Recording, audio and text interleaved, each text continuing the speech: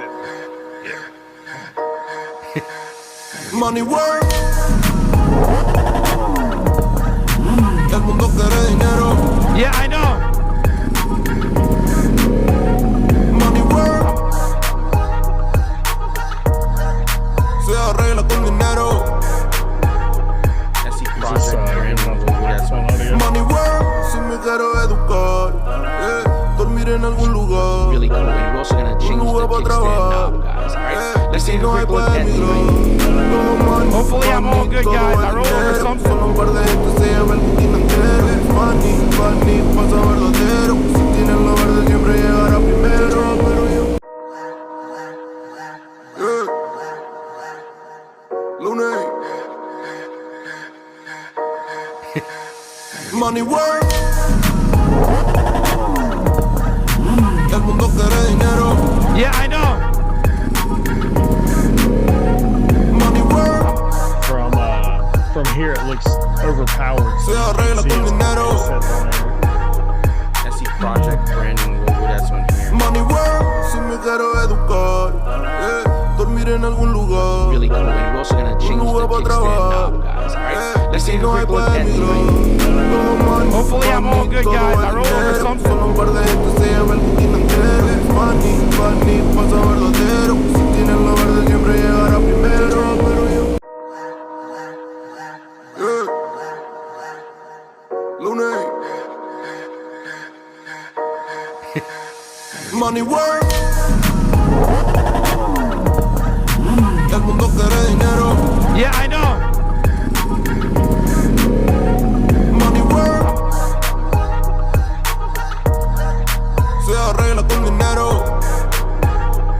SC Project branding logo that's on here. Money work. Si me quiero educar, dormir en algún lugar. Really cool. You're also gonna change the kickstand knob, guys. Alright, let's take a quick look at the Hopefully I'm all good, guys. What's good? Mike's in the building. Welcome to another Freestyle Sunday, guys. Very excited to be on. We got Boosted Catfish in the building, also known as Adam. Very excited to chat with him and kind of talk about a few things. I'm gonna say it now. Personally, I'm not a big Boosa guy, but he is the guy that you want to talk to in terms of Boosas. There's a big following for this bike, cult following, I would say, and as I kind of hung out with people and kind of get their take on it, I got a little bit more understanding as to why this bike is so popular, so powerful, and it's not an all-everything bike, but I could see the incentives for that bike. So we'll kind of talk about that tonight and a lot of other things we need to cover. By the way, guys, if you ever have any feedback for me you want to throw on, let me know for the stream. Definitely throw it up. I don't like to highlight negative things, but it's a big but. Somebody did comment on my last stream that it took too long to start the show. It was about 5 minutes. So, and A and I kind of had a discussion where it's like this person's being kind of, well, I think she was more emotional about it. It was more like this person's being a jerk or whatever. I'm like, nah, maybe what they phrased was incorrectly. I watched the stream and pretty much I usually wait about 5 minutes to start. Mainly to kind of get people coming on board. So what I did today, I kind of started off at least no later than 2 minutes, and I kind of figured we'd do like a small chat in the beginning instead of letting the intro run for a long time, which I guess 5 minutes is considered a long time, guys. At least to me, I don't think it is, but to some people it is. So we are gonna make it a learning experience and do not let it run too long. I much rather have the small chat in between, and then from there we can move to the actual stream, right? So if you're here early, guys, by the way, quite a few of you are here. Definitely hit that thumbs up. Definitely appreciate it. We have some really great news to share. Let's just say some nice future sponsors has found the channel and they reached out, and considering their contract, so I'm gonna need a little bit of help from you guys. I'll let you know how things go. I don't want to kind of jinx anything for now. But very excited for actual that.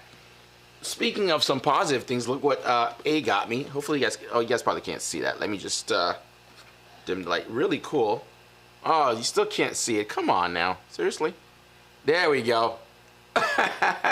fun little thing, but really cool. And again, man, she's a pretty cool chick. Always looking out, making sure that, you know, I got these little cool things going on. So totally made my day when I came from the office and saw that I had that sitting on the desk. Super excited. Oh, I made this too dark. Look at that, guys. Always adjusting as we're going. By the way, just want to say what's up to everyone that's tuned in to the chat. We'll kind of do that a little bit early today. Why not? And then we'll do our usual sponsor shout out. Do things a little bit different. Let's kind of pull this up real quick, guys. By the way, really good news, guys. You probably saw it. If you're part of the channel, you're pretty much active on here. You probably saw that our packagings went out for anybody that supports the channel, people that does super chats and stuff like that. We thought it'd be a great opportunity to give back to people. And I'd say all the packages are a little bit different based on who received what. But there are some stuff that are pretty much similar, so that's good to know. There we go. Let's see here. Perfect. So very excited for you guys to receive that. You should receive it before the holidays. Well, I would say Christmas. I celebrate Christmas, so you should receive it, I think, the 22nd. If you did participate and you received something, I'm sure my wife kind of emailed you a tracking number so you can find out when it's going to come and it will arrive and stuff. So we have Soul Rider in the building. Always a pleasure to see him. His package is pretty dope. Hopefully he likes what I kind of put on there. There will be more giveaways, more things that I'm looking to kind of give out to people. And always appreciate the support. And thank you to all of you guys for coming through, by the way. Mike, I heard that you sent me an extra small. Yeah, I want you to make sure you can flex your muscles when you're in the office. You know, the ladies, you got to beat them off with a stick. So that's the best way to kind of do that. Of course, wifey's here, always here for support. Chachon Jeremy, what's up, sir? Governor D Nice is in the building. Yo, what's good? Good bike fam. Just out here enjoying, man. I'm so excited, guys, to kind of be here. You guys have no idea. Today was a very difficult one. I kind of made a little bit of a list to kind of talk about what I wanted to tackle. By the way, my channel got a strike. By the way, guys, this is why you didn't see the promo for the stream live ahead of schedule. I usually do it maybe like 12 hours ahead.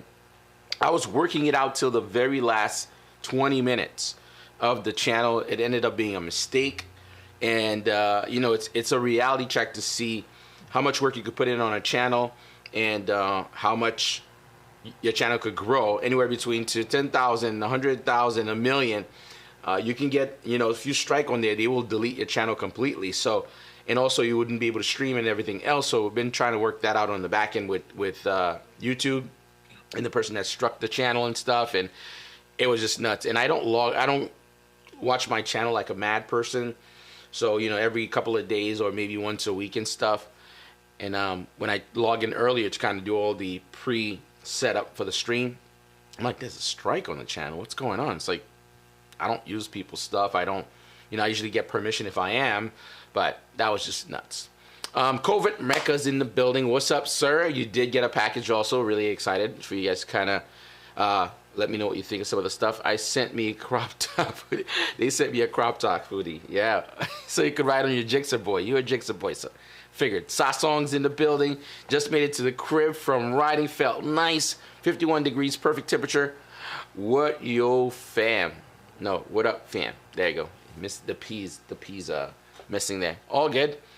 David Piccione. Guys, if you saw some of the work that he's done on Ebe's latest build series, I've gotten people message me outside of YouTube letting me how amazing the work that was done on that bike and how BMW should really be partnering with these content creators to really make bikes really cool. And I think that's going to be something that we're going to talk about here tonight as well.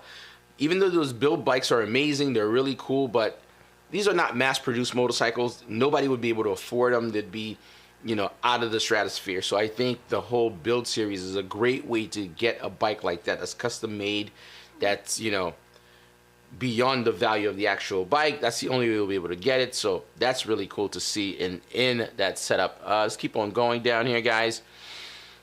Let's see. I was going to talk about the sponsorship, and Anna was like, no, don't talk about it. Wait till everything is like dried with the ink, and then you could talk about it. Two little twinsies in the building. I think he also got a package. Futuristic Viper also got a package. Also, what up, Bike Fam?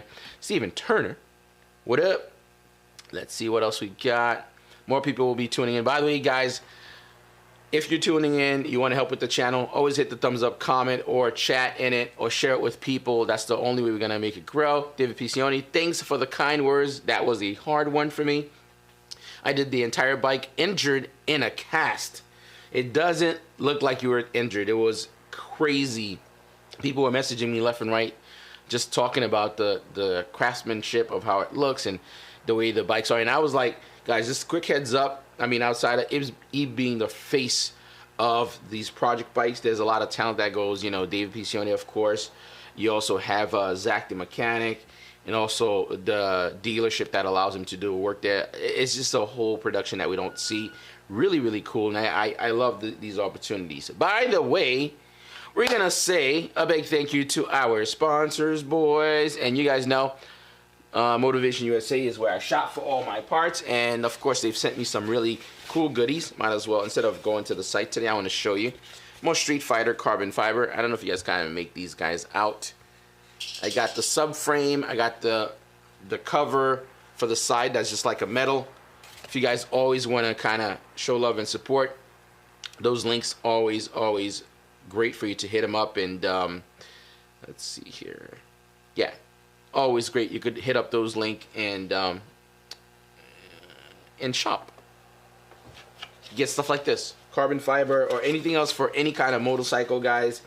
And it might not appear like it's a big deal, but just being able to kind of click those links and help all that stuff go towards like production, or at least more parts or other bikes or anything else in the future. So always appreciate you guys doing those small steps to kind of help out the channel. All right, let's see. I guess this is the time that we'll bring on Boosted Catfish, right? Why not? Adam, what's going on, man? What's going on? Sorry, I'll man. be honest, I thought I was just sitting there chilling, and I had to like pull it up on YouTube. It's like, am I just sitting here looking stupid? But no. It's all good. Let's see. There we go. Oh man, I'm so glad you came on, man. Guys, by the way, he's a very difficult guy to get on because he is super busy and also very active in the I guess you would say the roll racing community. I mean, not really roll racing. I'd like to, the way that I look at Adam,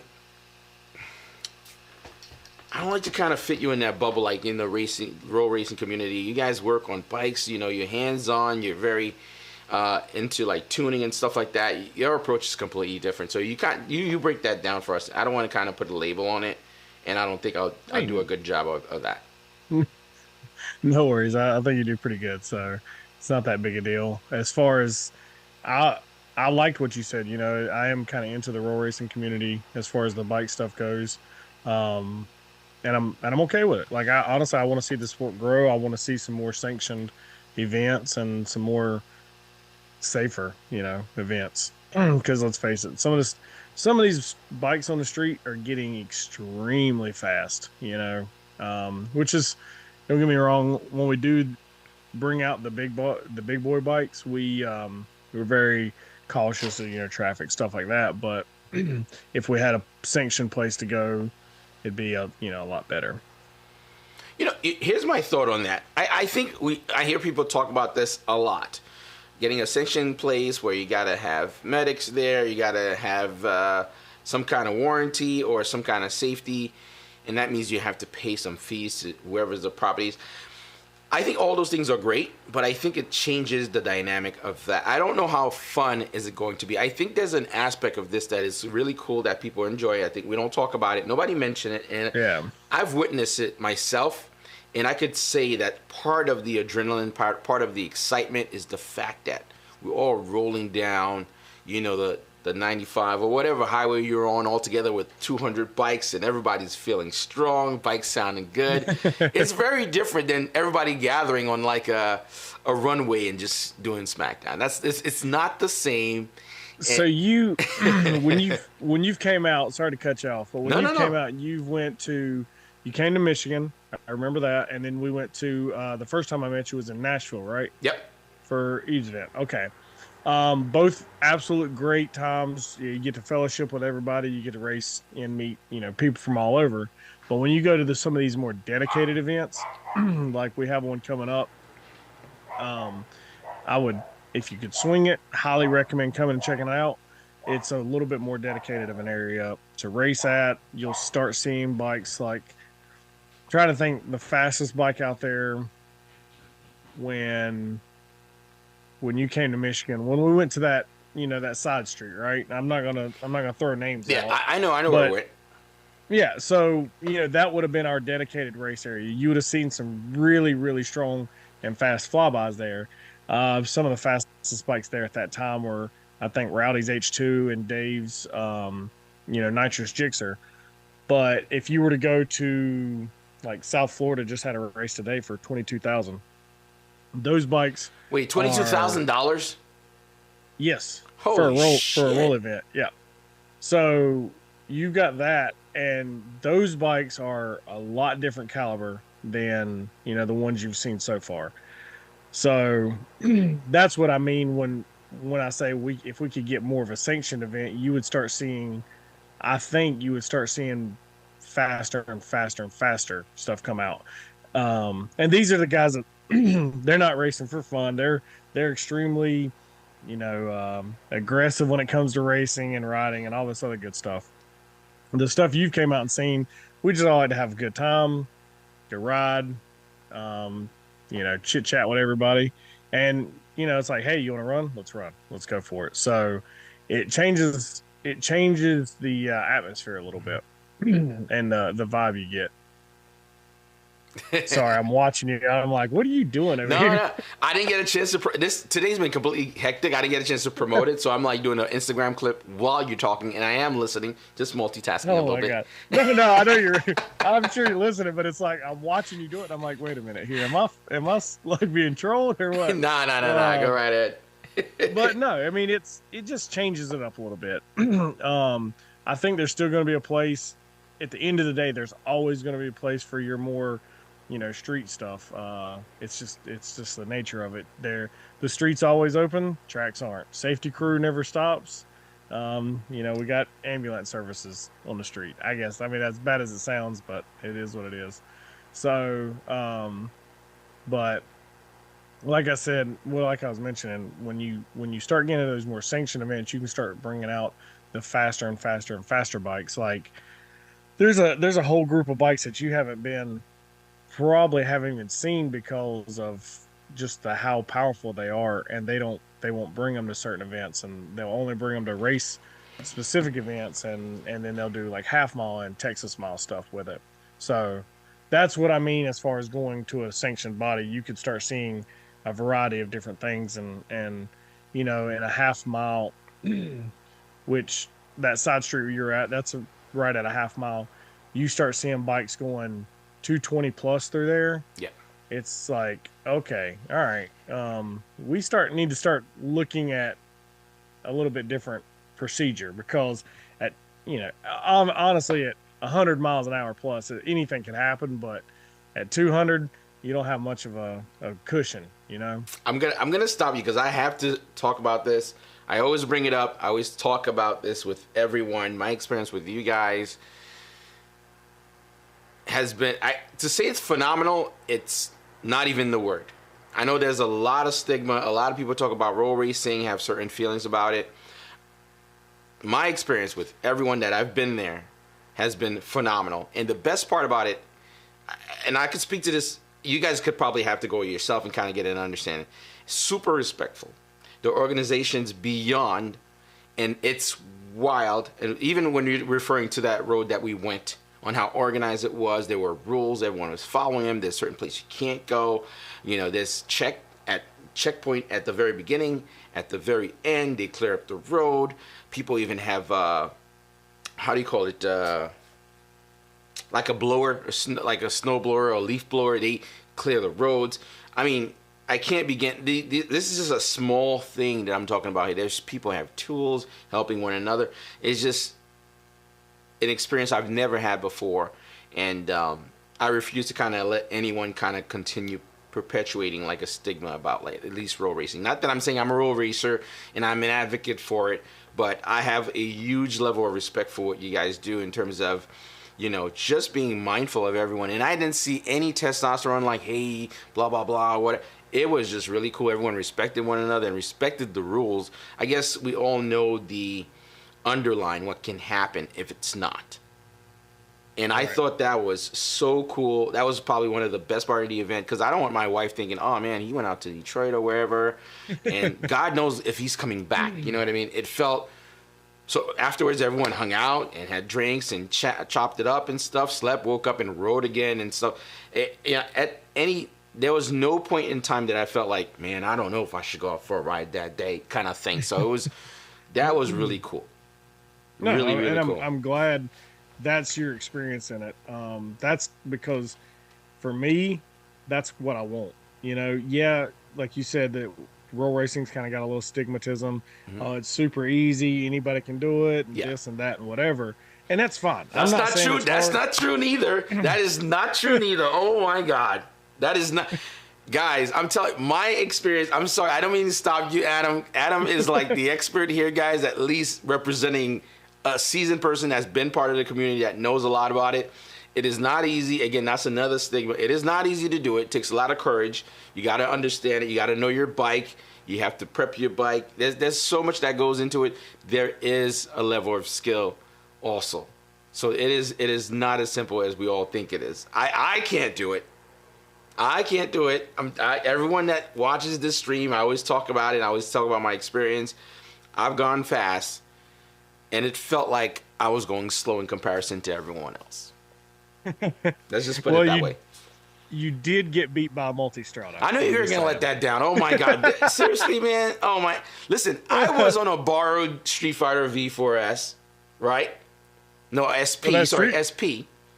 That multi-strata is not mine. I'm just going to let you know that. Listen, man, you can roll the dice on however you like when the bike is not yours. But, you know, I'm like chilling on this bike.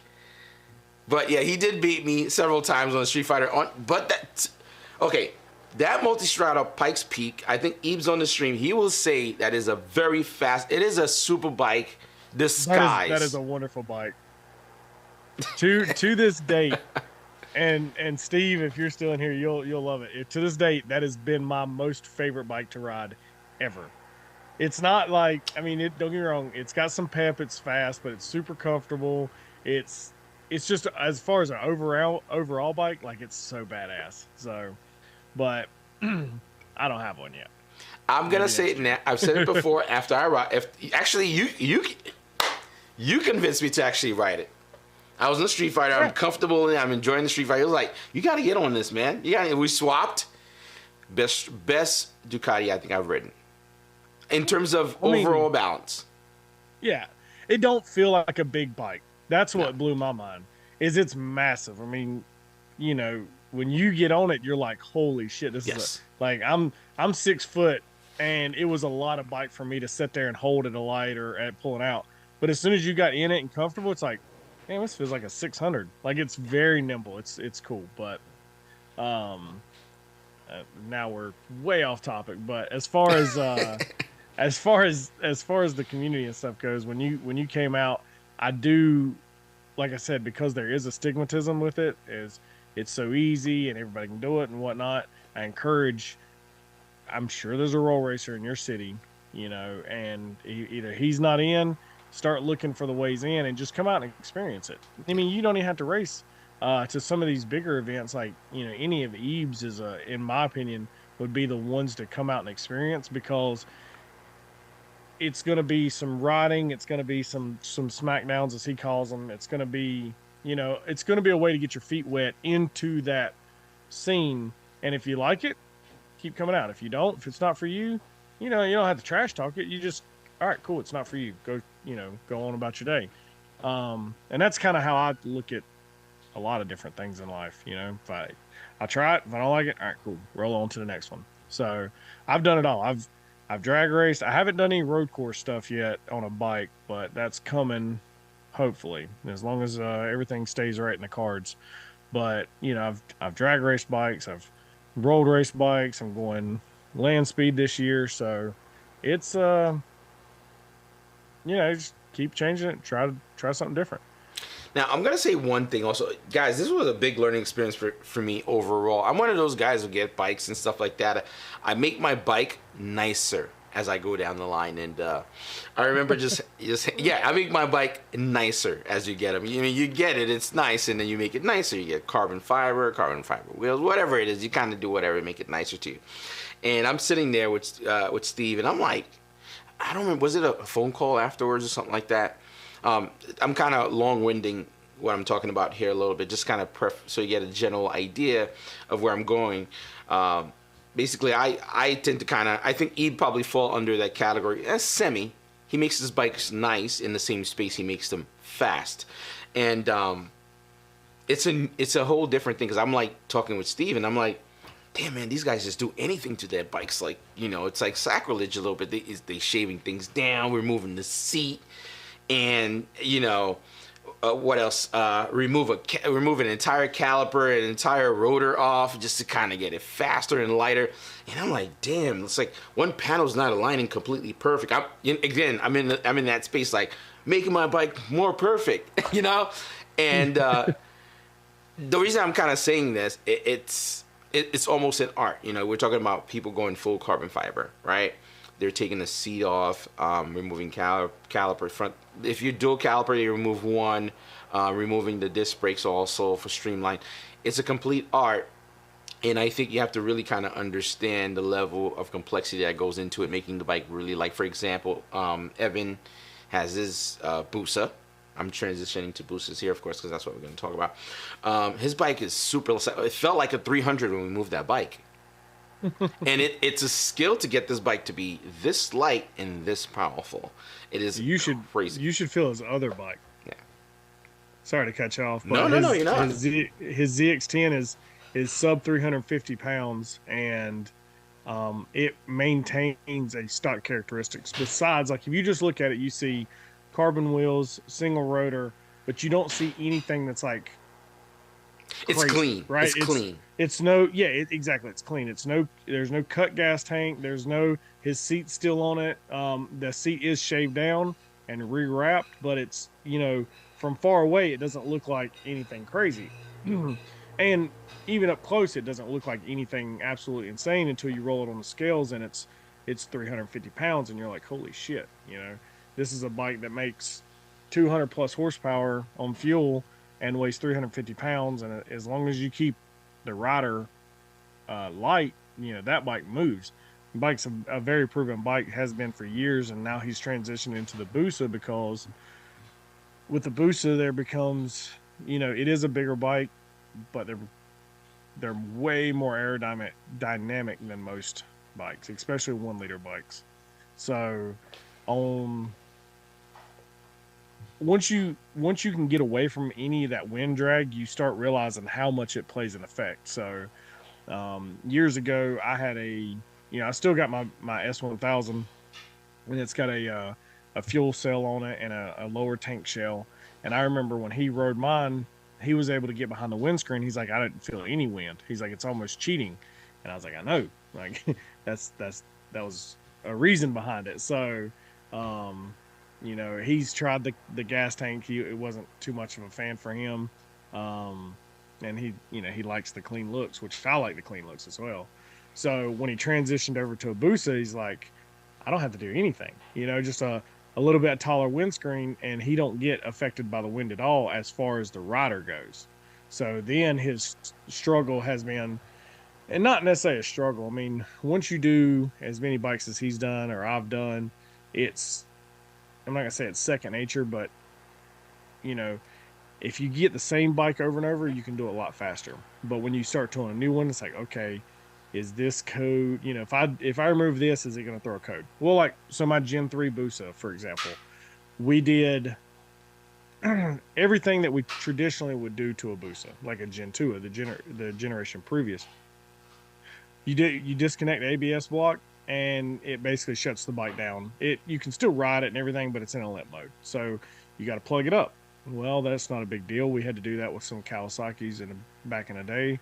So like the Gen 5s, I think you can separate the module and some other stuff. But So either way, I separated a module, and when we did that, boom, uh, it worked, but it was still like my cruise control didn't work and some other stuff. So it's when you start getting to the new platform, you're like, okay, let's see if this trick still works here. It's like, all right, it don't. All right, let's go back and see what we gotta do. So that gets a little frustrating with a new platform, but like I said, when he got the Gen 2, it was just start buying some parts and keep going and tinkering away. And I think he's pretty open with the parts and stuff on it, but I want to say his bike's like right at 405 pounds, somewhere in there. It's low, very low 400 pounds, which still sounds kind of heavy, but considering most leader bikes that you see riding around to most of these events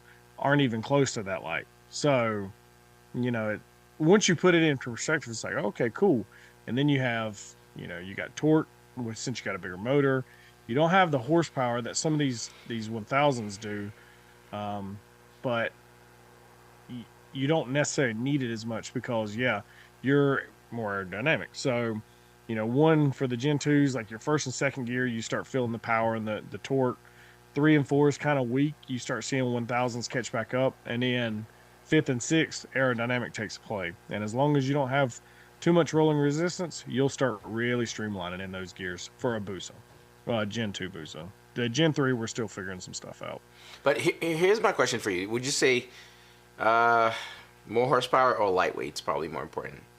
Me personally, if I were to guess, I'd say lightweight's probably more important than it's having a more balance. Power.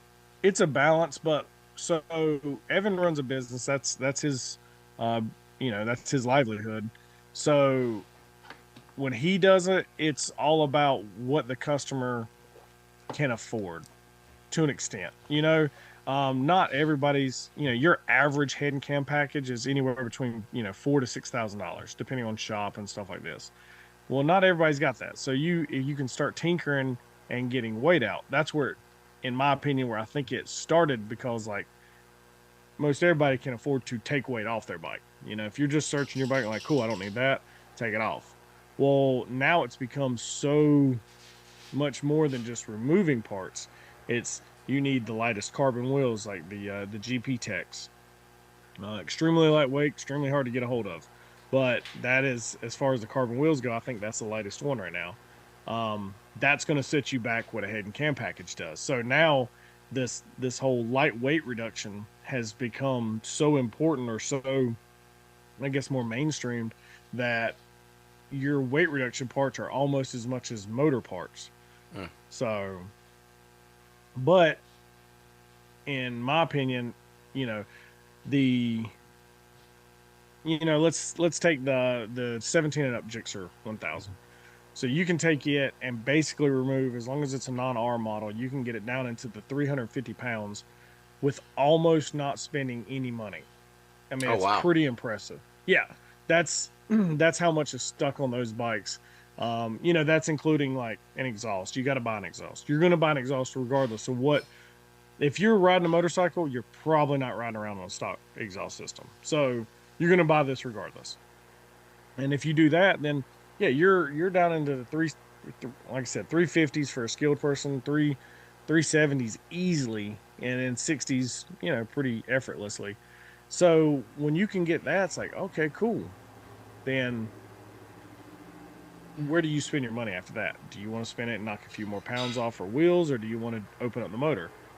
Me, if I were to build a bike, I would still go for lightweight, because that motor, the Gixxer 1000 motor, when the manufacturer builds it, as long as you take care of it and maintenance it and do all your little maintenance stuff, it's going to last you probably longer than you're going to want to keep it. I know people out with Gen 2 boosters with 100,000 miles on it, and they still go out and land speed race them. So as long as you maintenance your stuff, a stock motor will last for a long time. So now it's like, do you want to risk spending $6,000 opening a motor and something going wrong? And then you got to open it up again.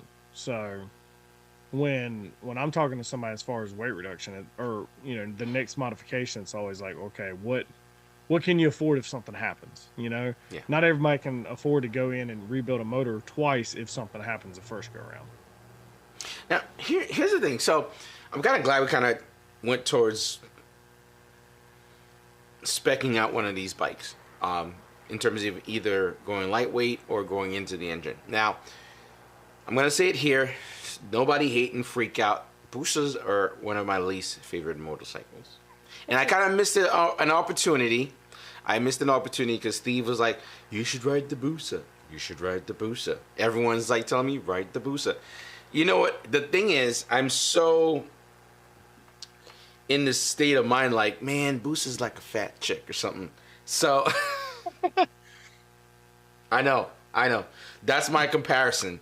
So, I didn't ride the bike. So, next time this chance come around, I'm definitely going to ride it. So, the more that I kind of hung around everyone and seeing more and more Busas coming out, none, not a single Busa are the same, even though they're the same motorcycle. Well, minus Eves was there, and I think Steve was there.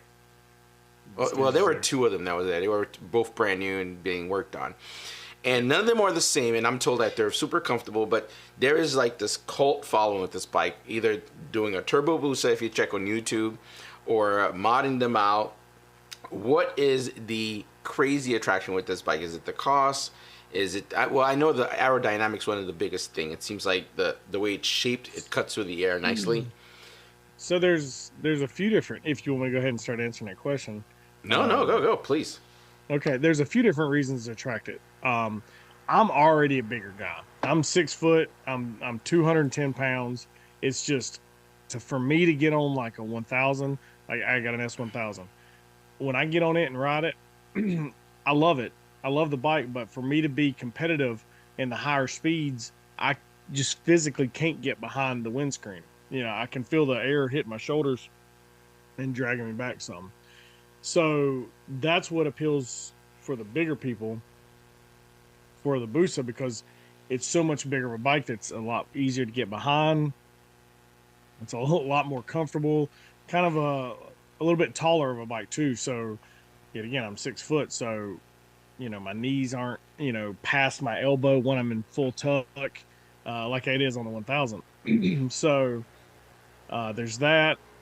The Gen 2s, you know, prior to, I would say, I don't know, the last 2 years, used market prices have went ridiculously crazy. But when all this started, you know, 3-4 years ago, it's not when it started, but I'm just saying, you go back 3-4 years ago, you could pick a Gen 2 Busa up with relatively low miles and clean shape for under 10 grand. So you're already starting, you know, you're spending less to buy the bike. You've got better aerodynamics. So your parts are roughly going to cost you about the same.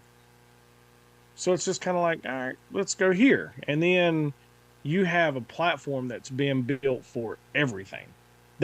I think that's something that attracts more people to it than anything, the diversity in the platform itself. You've got, if you want to build a show bike, you got 300 plus kits, custom swing arms, custom body work, custom paint jobs. You know, if you want to do speakers and lights, if that's what you're into, you can do all that.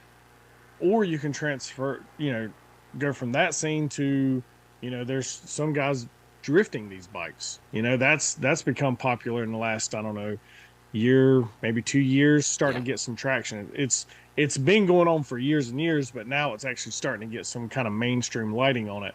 So, and they like the drifting.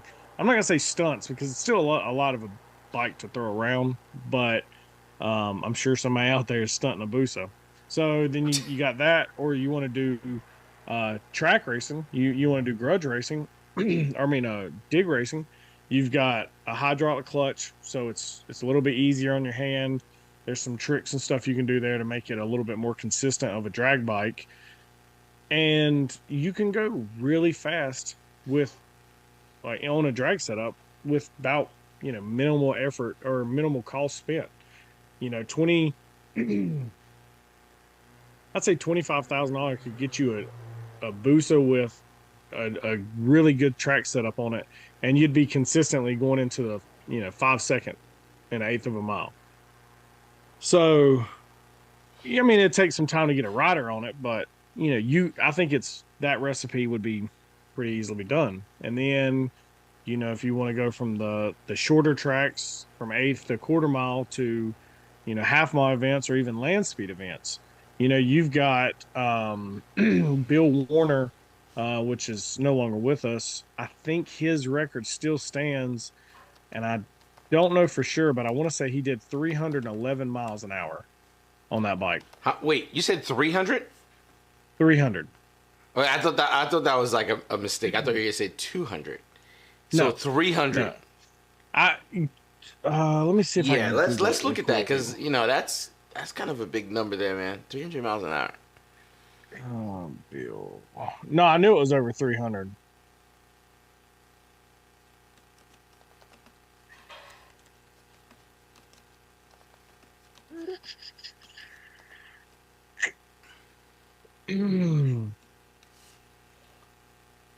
Yeah, Bill Warner sets new world record land speed record of 311 miles an hour. Um, he did it at Loring Air Force Base in Maine.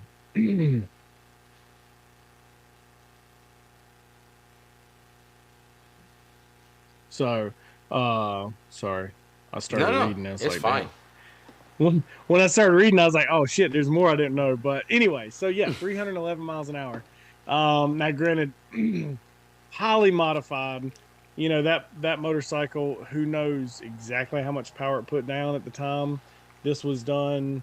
I don't remember what it said then, but I want to say that record was like early 2010, 2013 somewhere. I think's what it said it did. So not that long ago, but it's yet to be broke. I think there's some people coming up close on it, but um, yeah, the bike is extremely versatile for whatever you want. Like I said, it's been done. You can go to just about any motorcycle shop, and they can build you or know how to build you a package for a built motor if that's what you want. Like I said, if you want to do big tires, chrome wheels, I mean everything that you can think of that for that bike you can get aftermarket. I mean, including the frames now. DME has just released their trellis frame design for that application. So they have a huge aftermarket for just customizing it overall. Overall, like I said, anything you want to do with it, not just exhaustness or performance stuff, like literally anything. Body work. One of my bikes has got full aftermarket custom. I say custom. They make them in molds, but carbon fiber fairings on them. They're strictly race fairings. So, and you just went up there and bought them. That's all it took. Now, granted, they had them in stock, but it worked out that way. So But like I said, there's countless ways you can do it and modify it. you guys do a lot of work on these bikes, man, and we're talking about really custom. Because I remember there was a point in time I would say, "Oh yeah, my bike is custom," or I would customize that. I'll use the word very very loosely as I start getting around people, and I'm starting to realize how either cringy I sounded or foolish that I sounded, because as you dive deeper into this community, you start realizing, oh, you're one of these OEM replace guys, like. So where I'm going with this, I'm trying to find out what's your thought and take on people like myself. I'm not using anybody as an example, so nobody can be like, oh, he's talking shit about this person. Pulling in just like your handlebar, putting a nicer handlebar and carbon fiber on there. It's just really all aesthetics, not like, damn, I'm trying to think of the word for it. You're just taking like surface level parts and putting on the outside. Is all blingy on the outside, which I've been there. I do like that stuff. So I'm assuming you guys definitely chuckle a little bit when somebody like me pull up. Well, no, I mean, so I have in my opinion, two bikes that are dedicated race bikes. They're ultra lightweight for what they are. I think ultra might have been a lie. So on it before anybody calls me out on it. Anyway, one of my bikes is 350 pounds, and the others like 460, but yeah, it's got some extra bits on it, turbocharged stuff like that. So Turbo. Yeah, I love how you just brushed that in there. Yeah, turbocharged. Like that's completely normal. Well, that adds a lot of weight. So if it wasn't for that, the bike would be, so yeah, I feel pretty confident sub 400 pounds, but it is what it is. It's what I got. But my other bike, I don't know if you've seen the newest pictures of it. I'm trying to make it look as pretty as it is fast. Is it the white one? Yes. Oh, yeah, I saw that. That looks really clean. It's very low also to the ground. Here's the other thing, too. Are you guys not scared that you're going to bottom out the bottom of your bike and just explode the engine or what? Because they're very low, man. Yeah, so where I live, it's not that big a deal because, we have a few potholes, but it's nothing crazy. If I lived up where y'all do, up north, then, yeah, I think I'd have to raise it up quite a bit because of the potholes and stuff. So... But I mean, Evan keeps his bikes extremely low, so it's really hard to say. I just pay attention where I'm going, I guess. Yes. I don't know, man. I've seen some low bikes from everybody while I was out there, while I was hanging out with it. Just the bikes were so low, man. I'm like, and granted, it's almost like when somebody camber their car and then drop it down or put it on bags and stuff. It looks great. It looks really cool, like very stealthy to the ground. And I'm like, dang. And it's meant, there's a reasoning behind it. I mean, don't get me wrong, it is for looks, but it's for cutting through the air easier, less resistance. That's ultimately what you're trying to gain there. Yeah, and they lower both front and the back, right? Both front and the back, or they're just going just at the front? No, both front and back.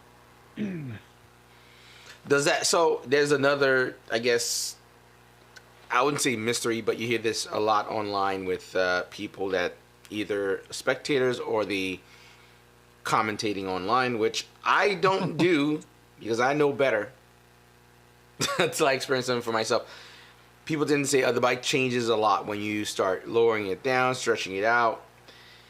And granted, I've found out also, I mean, all of this has been a big learning experience for me, and I think I've been super grateful for 2022. I think it's probably one of the highlights for me for 2022, just having this experience with everyone and just really getting other people's takes and stuff. Because you get into the space where it's like, I buy this bike, I really bought this really nice bike, and I'm going to make it nicer. And there's a different way, and I've mentioned this a little bit earlier, there's different ways of people making things nice to themselves, and it's their bikes, their money. And just seeing how passionate people are regarding a certain aspect of that, I think is super cool and very respectful.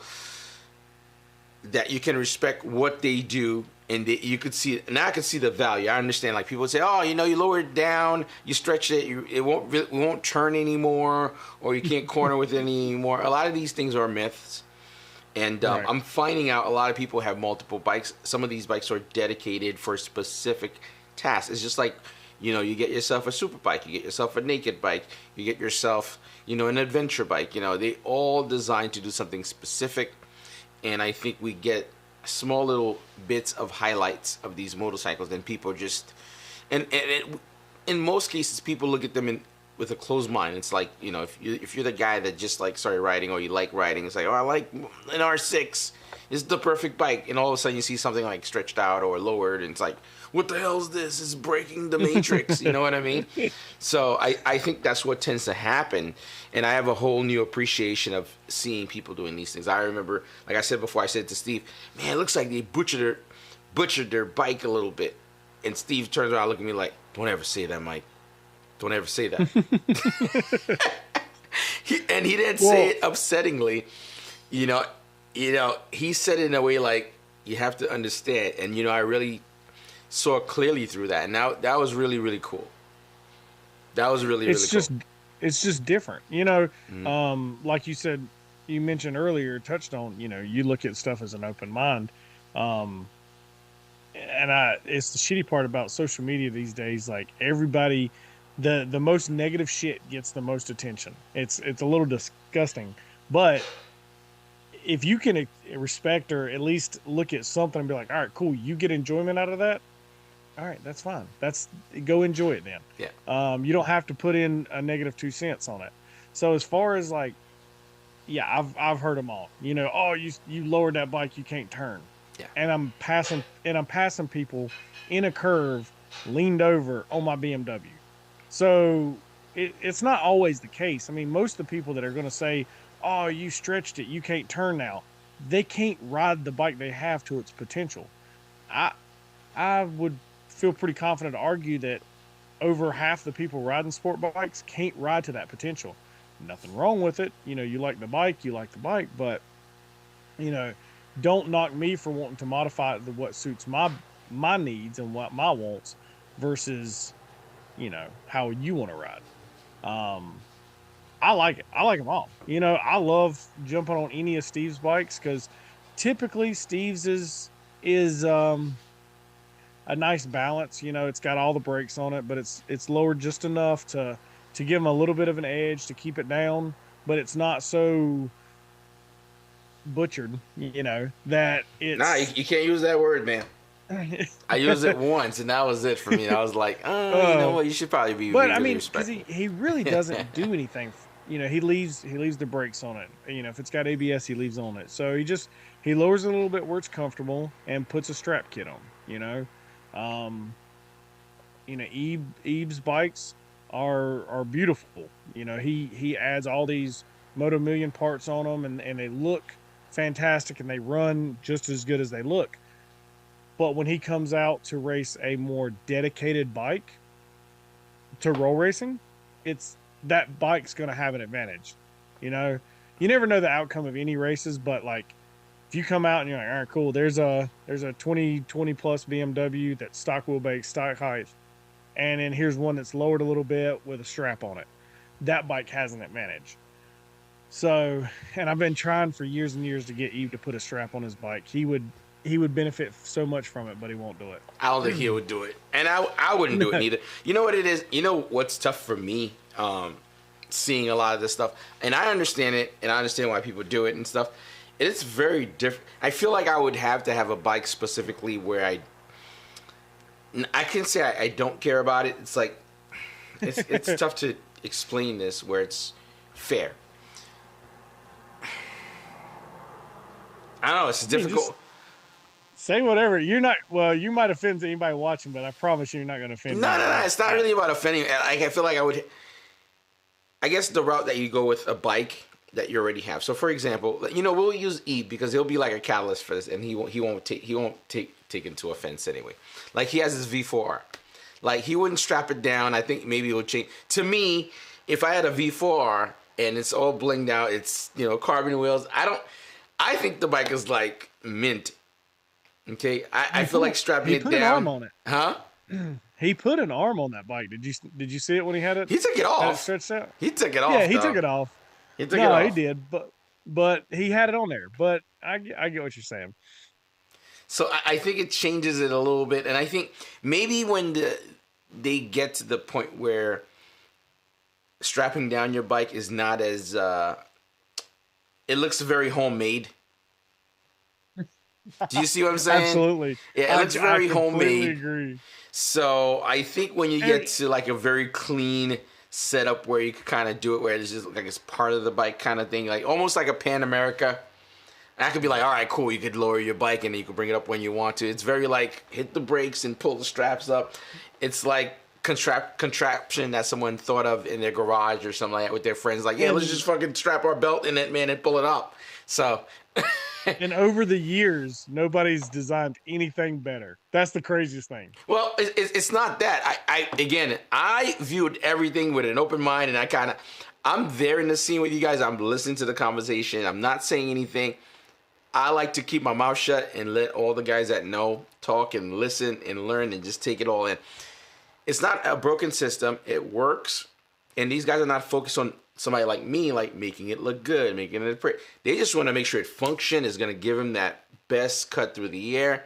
It doesn't matter if the fucking strap is like a gym rag or something. It doesn't matter. That's why it doesn't evolve to something else. So I get it. And like I said before, I'm repeating it again. Going to this event and hearing everybody just sitting down, talking about the bikes. You get it. You understand. Like people, you know, tuning their bikes on the go. That was another dope thing also.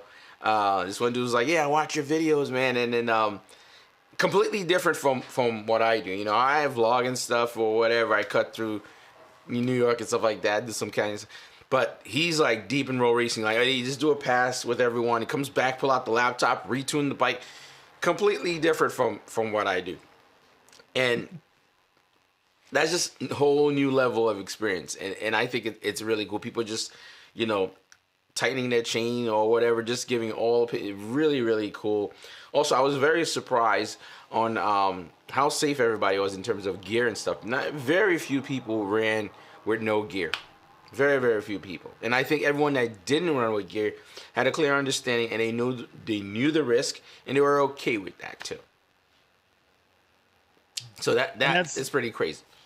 That's one thing that you'll see a lot of people comment on social media, like, "Oh, you're not wearing this or you're not wearing that." It's like, go away. You know, the biggest thing, and I say, I encourage gear. You know, believe it or not, I don't wear it. I've been down. I've got road rash. I got the scars to prove it.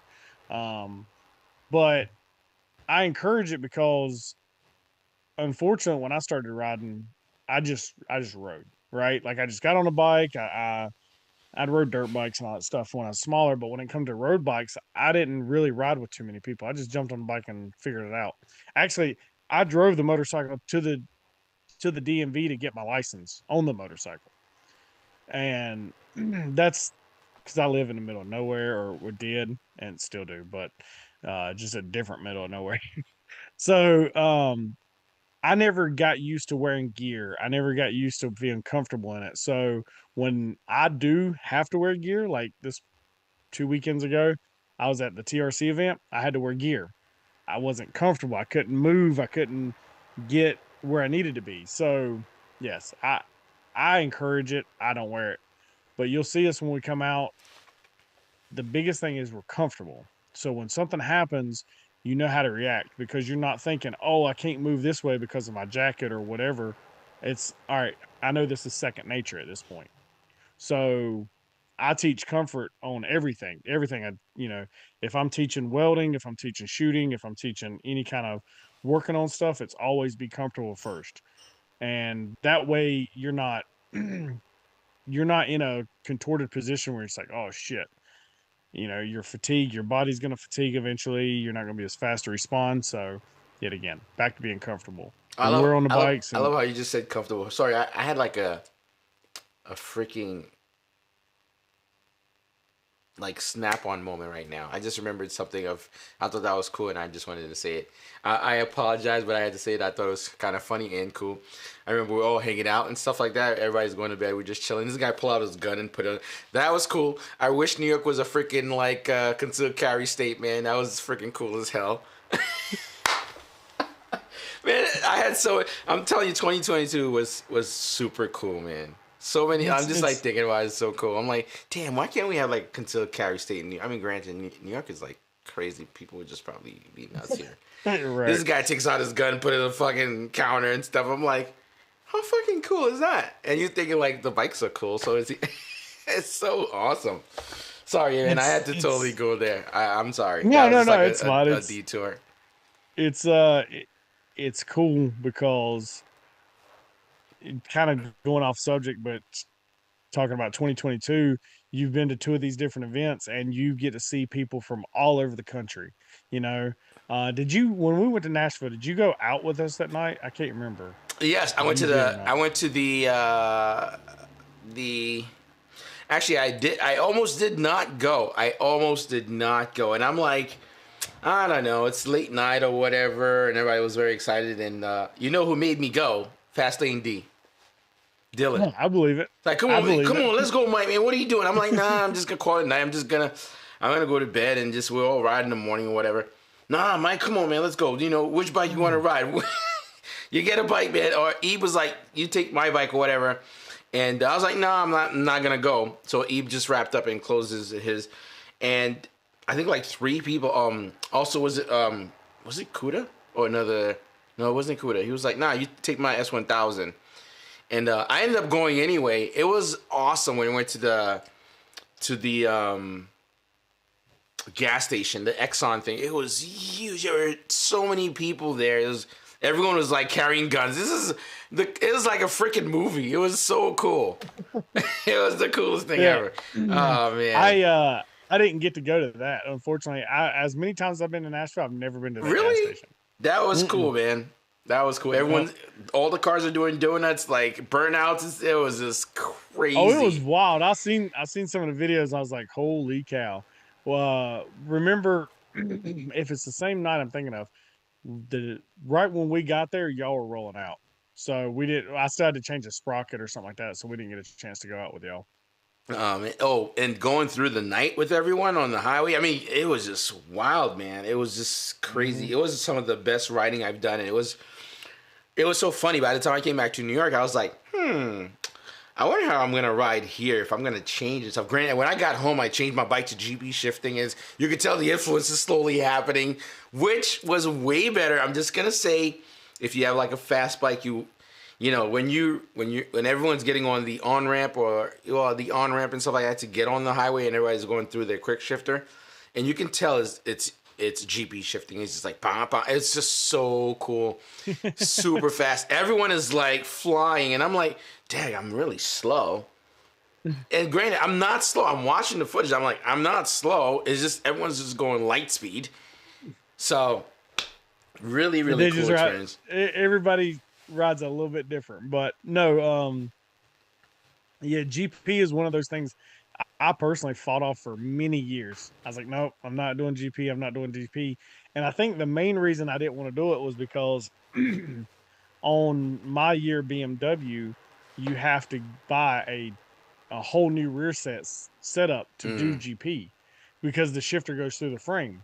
So I was like, no, I'm not going to do it. Well, I fought it as long as I could. And then when I got the Gen 3 Busa, started modifying a little bit. And then I don't know, maybe 2 or 3 weeks into it, I was like, well, let me change it to GP and see how I like it. And it's been GP ever since. Yeah, I think it's a really cool setup. I mean, it takes a little bit of... You know what it is? If you plan to ride very normal and not to kind of maximize like the way your bike performs, that's fine. You can leave it normal. But if you're really planning to go hard, like in certain... That's why if you have multiple bikes, you don't need to do it on every bike. If it's a daily rider, it doesn't matter. But if something that you go out to ride and you go hard with people, definitely GP shifting. Really, really cool. I'd recommend it to people. And it only takes maybe like 10 minutes of riding before you start wrapping your head around it if you're used to the other one. I mean, it's a different experience, and I think it's something I would definitely tell people do. It is a different experience. Where so I travel a lot with the stuff, and thankfully I've got some extremely good friends like 650 and Steve that if for some odd reason one of my personal bikes can't come to the event, they've always allowed me to ride one of theirs. So that's great. I'm thankful for it. Most of the ones that I've rode of Eve's have always been standard shift, and then you get on Steve's and they've all been GP. So it's like trying to get used to that. So when it come to the Gen 3, I wanted to do GP for multiple different things. I do think it's a little bit faster, easier, especially on the way my ankle is. It's not in the right location, so it doesn't have the articulation as it should. So it's easier for me to shift down than it is up. So GP works a little easier. But I go from that to my turbo bike and it shifts up. It's standard shift. So it's like, okay, just overall you got to have be able to flip flop in your mind quickly, like, all right, what bike am I on? Standard shift. Okay, click, you know. Well, by the way, I think Ebe went GP shift on his V4R. It's GP shift. Yeah. So fun fact, I've never rode Eve's V4R. He's brought it a handful of times out, and because he was coming to Charlotte for a while, and we rode. Like I got to ride a new Triple R when he first got it. Got to ride several of his newer bikes, and every time he's brought the Ducati, he's like, "Yeah, you're gonna ride it. You're gonna ride it." Well, then, unfortunately, something would happen to it. You know, just all little stuff. It's nothing ever been crazy, but it was like, all right, well, let's take this one. It's a little bit more. We feel a little better about it. You know, we didn't want to get too far away from the trailer in case something did happen where the V4 couldn't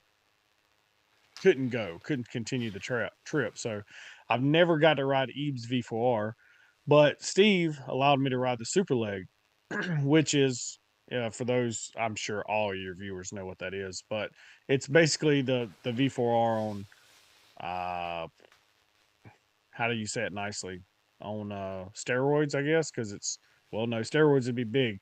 It's got like, I mean, it's the Super Leg is carbon frame, carbon subframe, carbon swing arm. I mean, it's the top tier. I think it's Ducati's top tier bike, right? Like that's the most expensive bike they got for now. But they just announced 2 race replicas, which are beautiful.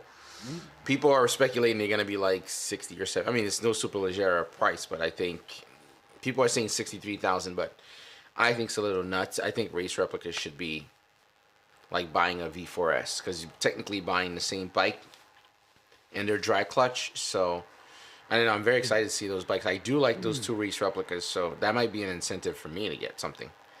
and yeah, I mean that's all what it is. But yeah, I mean I don't know the Ducatis that much. Like I said, I've only been around them a few times, but I know yourself, Steve, and Ebe, are pretty big fans of them.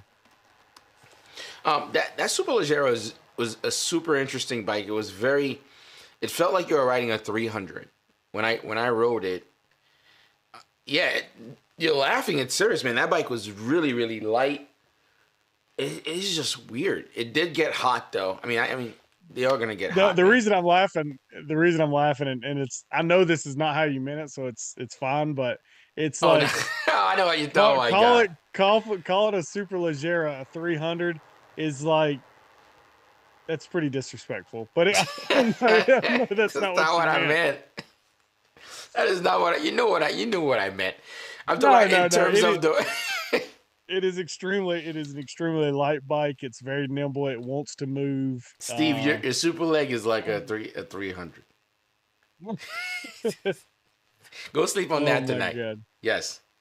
Yeah, that's rough right there. Nah, it's very light.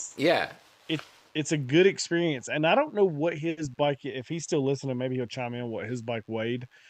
But I still think that bike is in the maybe the 80s, the 380s, 370s, somewhere in there. Now, imagine that 20 to 30 pounds lighter and designed to go 100% throttle out of first gear, and dedicated roll race. We need to get you on a roll race bike so you can feel it. Yeah. Jeez, nah, I don't know about that. I don't know about that. I'm just going to tell you guys straight up the truth here because I don't belong on those bikes. They're very, very... I'm just saying. Listen, my honest opinion, I've had this conversation with people outside of YouTube or even personally with friends over the phone. I'm not... he was saying, listen, man, just go out, crack it open, do the 160, and then you'll get used to it. Then you'll do the 170. Hey, maybe it's just about getting your feet wet, just a little bit. Yeah, but then you know what habit I'm afraid of? Like, what if I do get to that spot and then it's one of those things you've had it. Oh man, this cake tastes so good. You have the cake, you know what I mean? It's like you get this cake, it's so good. I'm sure you have room in your garage for another bike. And it's like, hey, this is so good. And then now you're used to like 180 all the time, and it's like, because I think after you break that barrier, it's like when you're riding like 120, it's not very exciting anymore. Yeah, you're gonna have to, because I'm telling you, when we all pulled out, everyone, we're leaving. Put my gear on, man. I'm following everybody by the on ramp coming. Everyone disappeared into the fucking horizon. It's like, where's everybody? It was crazy, and I realized it's not even that everyone was going fast. It's just like that's just the pace. That's just the normal pace, and it's just normal for everybody. That's one thing that I'm probably not a huge fan on, because if you're trying to get some runs in or some smackdowns, as Eve calls them, when the crowd is pacing so fast and so far ahead of you, it's hard to keep an eye on where everybody is to make sure you're clear to do a run.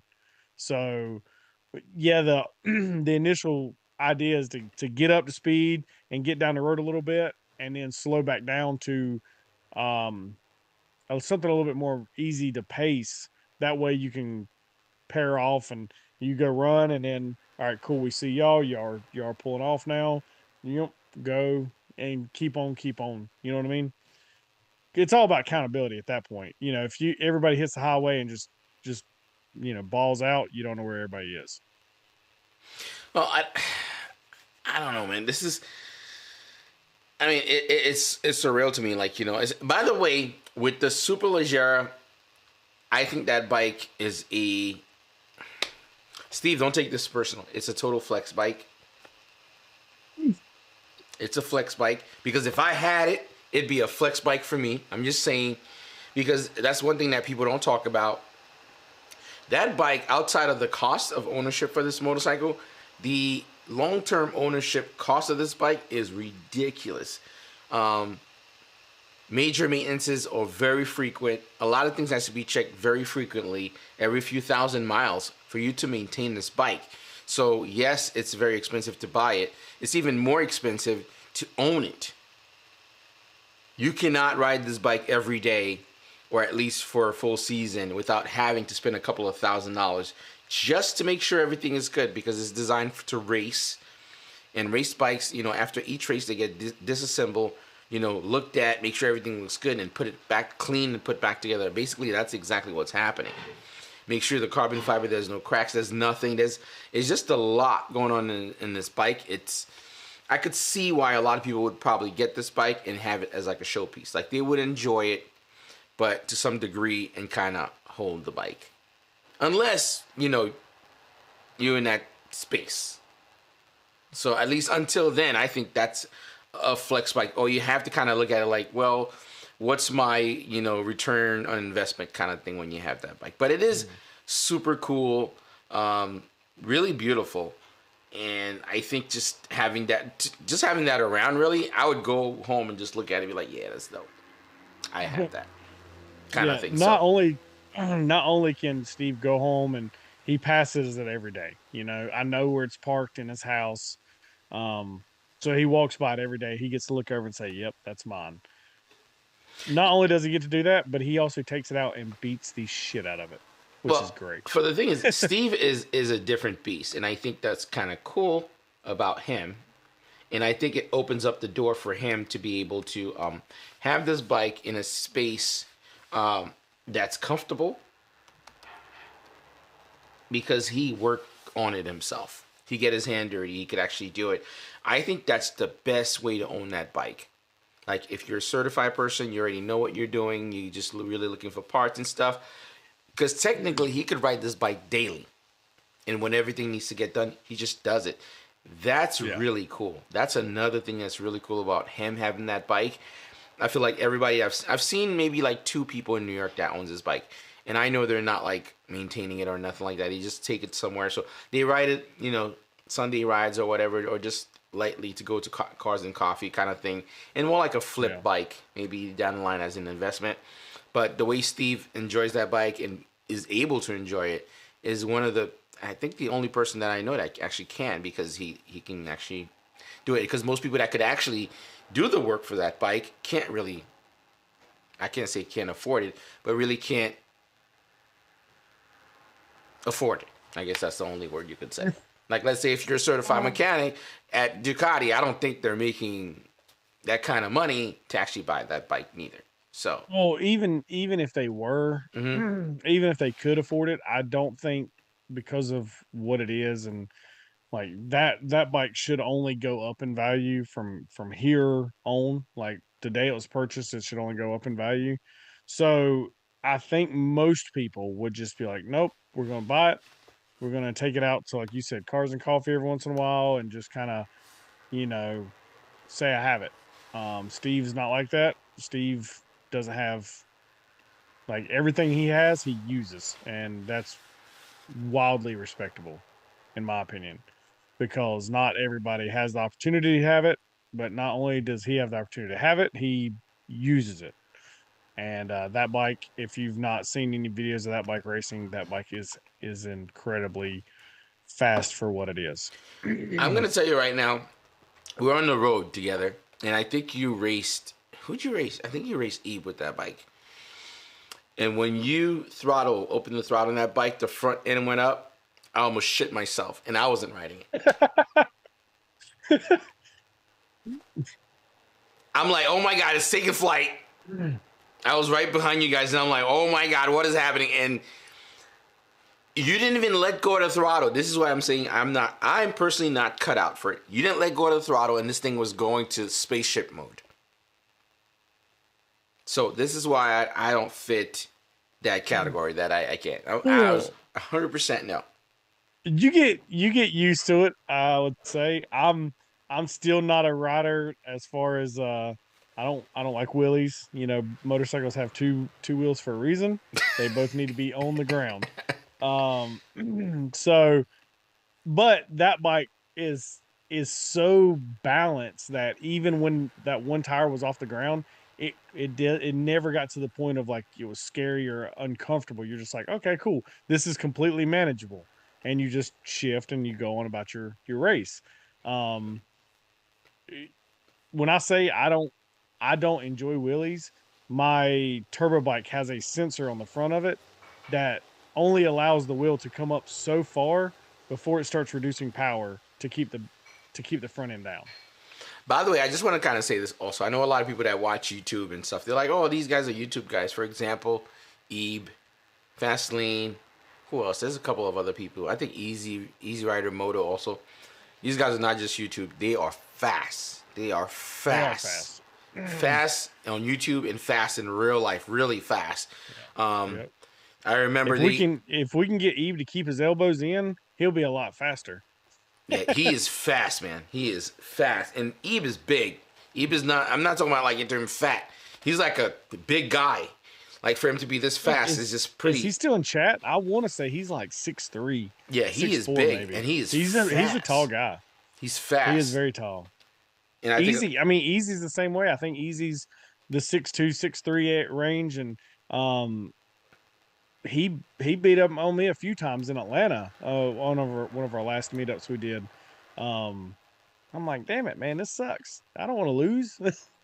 But it's just he knows how to ride. He can get in that bubble and just take off. Eve's the same way. Once they get into it, it's like a lot of people sleep on them and then realize like, oh shit, I fucked up. Fastlane, I've never had opportunity. No, he's to race fast. I'll tell you his myth. I'll tell you his myth story. By the way, I think that day we all went out and they were going to the race spot. I think everybody split up. Mm-hmm. I think it was Nashville. No, it was I think we're in Nashville. They went to this area to ride where it's like the trees kind of over, the road and stuff like that, like a curtain over.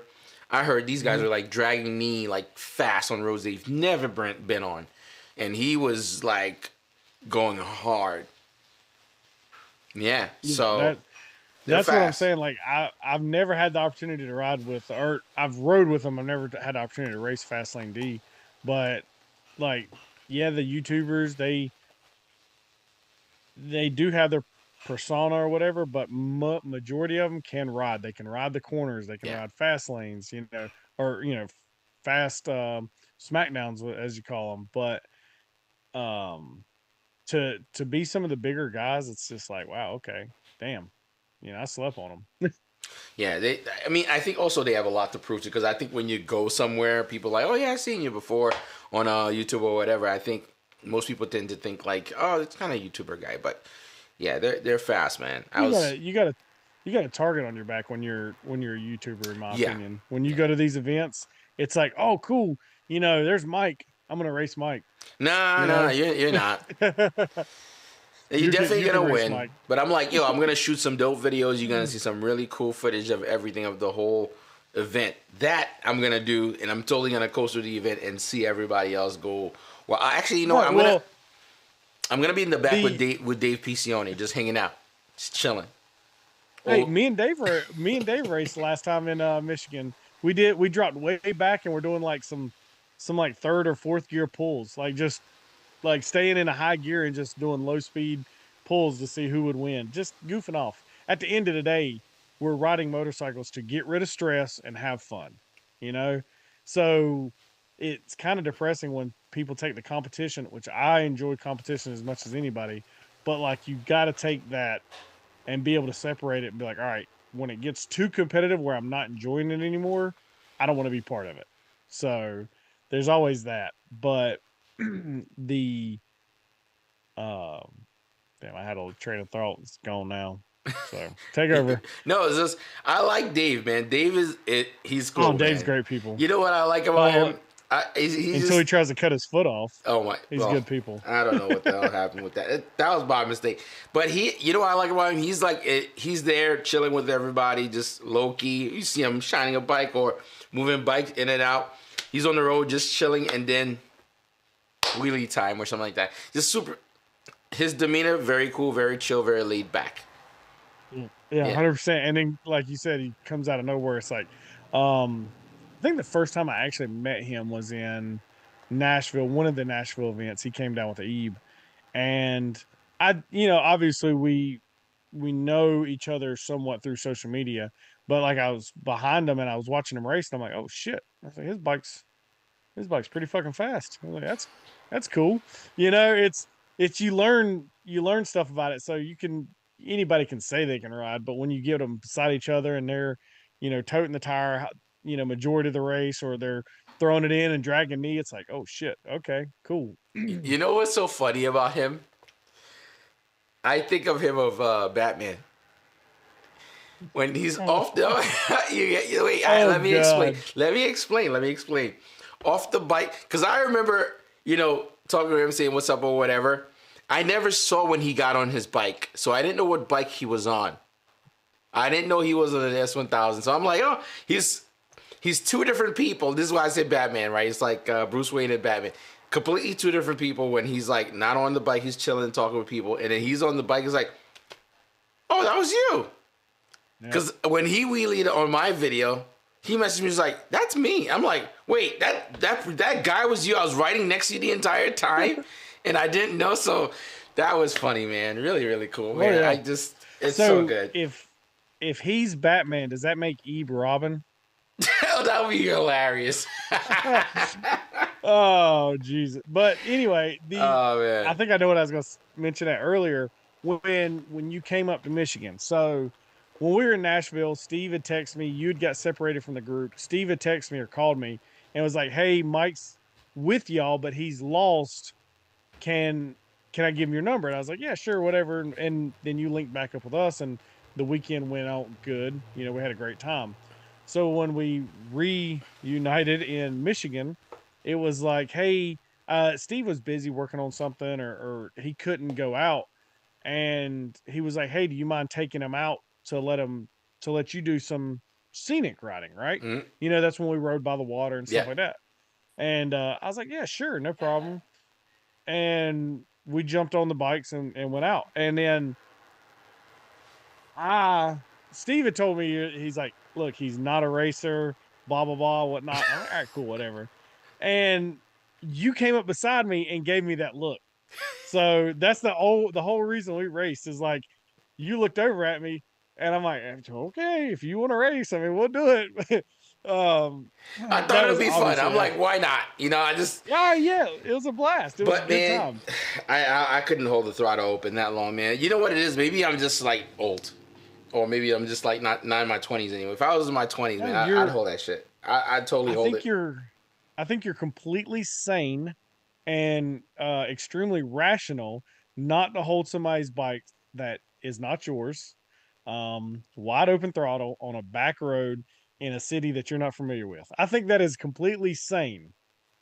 All right, I'll take it, man, because I'm like, it's pretty wild, man. I mean, see, because the way you guys ride is amazing, and I think you guys either you guys know those roads already, you've been there before, and I'm like, what is going on? Is it me?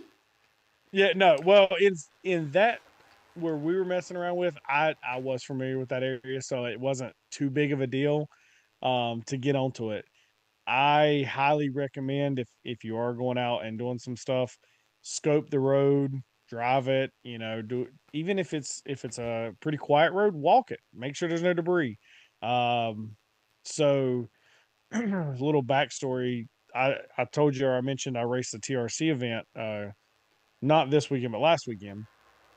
And I spent the last 2 weeks prior to that losing sleep, losing a lot of money trying to get my bike finished for this event. And, countless hours, sleepless nights, whatever. And I get the one bike done. I had 2 bikes. I got the turbo bike done, and I was just finishing up the Gen 3, and we got on the road and went down there. It had been raining up here for like a week and some change. So I'd had 0 testing on this bike, brand new bike. So I get down there to Florida, and I'm like, well, we have to go test. There's no ifs, ands, or buts about it. I've been up for 36 hours. I'm like, yeah, let's go ride the bikes. That makes a lot of sense. So then we had to go into town and grab some parts. That trip turned into like 3-hour trip. So Oh my god. anyway, it was a nightmare. I cut my thumb open. I blew an airline, all bunch of other crap. But on the way back, I was just like, I hit boost, and boost is anything over atmospheric pressure. That's what you're referencing to, or kind of what comes on. So I hit that, and the bike made a little bit of noise, and I was like, oh, okay, this feels good. Wide awake at that point. I'm like, all right, let's go. So we were in some farmland. We rented a house out there. It's dark. I mean, the moon isn't even shining on these roads. But I could see, I knew the roads were straight, and I was like, all right, let's do like third gear or whatnot. And I'm not kidding you, Mike. And if I was well rested, I probably wouldn't have done this, but it is what it is. So my Gen 3, I have another buddy on it. He's making passes on it, or like 1-2. Like when I say 1-2 hits, he's going first gear, second gear. So he's, just, and he's doing that. Well, he moves over because he knows I'm about to test. And I really had only planned on going, like 1-2, maybe in the third, because it was dark. I mean, really dark. Everything felt good, and it came way faster than I anticipated. So I'm like 1, 2, 3, 4. I was like, oh, okay, cool. As soon as I get good in the fourth gear, car pulls out in front of me. Oh my god. And I'm like, oh, this sucks. So luckily, thankfully, I'm still here. Nothing happened. I was able to shut down in plenty of time. Once they seen me, they got the hell out of the way. Not that it was their fault by any means. It was my reckless ass fault. I get it. But I am grateful that they were at least cautious enough to be like, hey, let me get over it. So we did that, and that's where the stupidness of it comes in. It's like, I should not have done that. But I think I ended up going to bed at like 40 hours in, right at being awake. So at that portion, I had to have been like, 38, 39 hours into no sleep. So I was pretty reckless, but I needed a test. So it was so bad, but our conditions were unfavorable. Dark roads, you couldn't see much.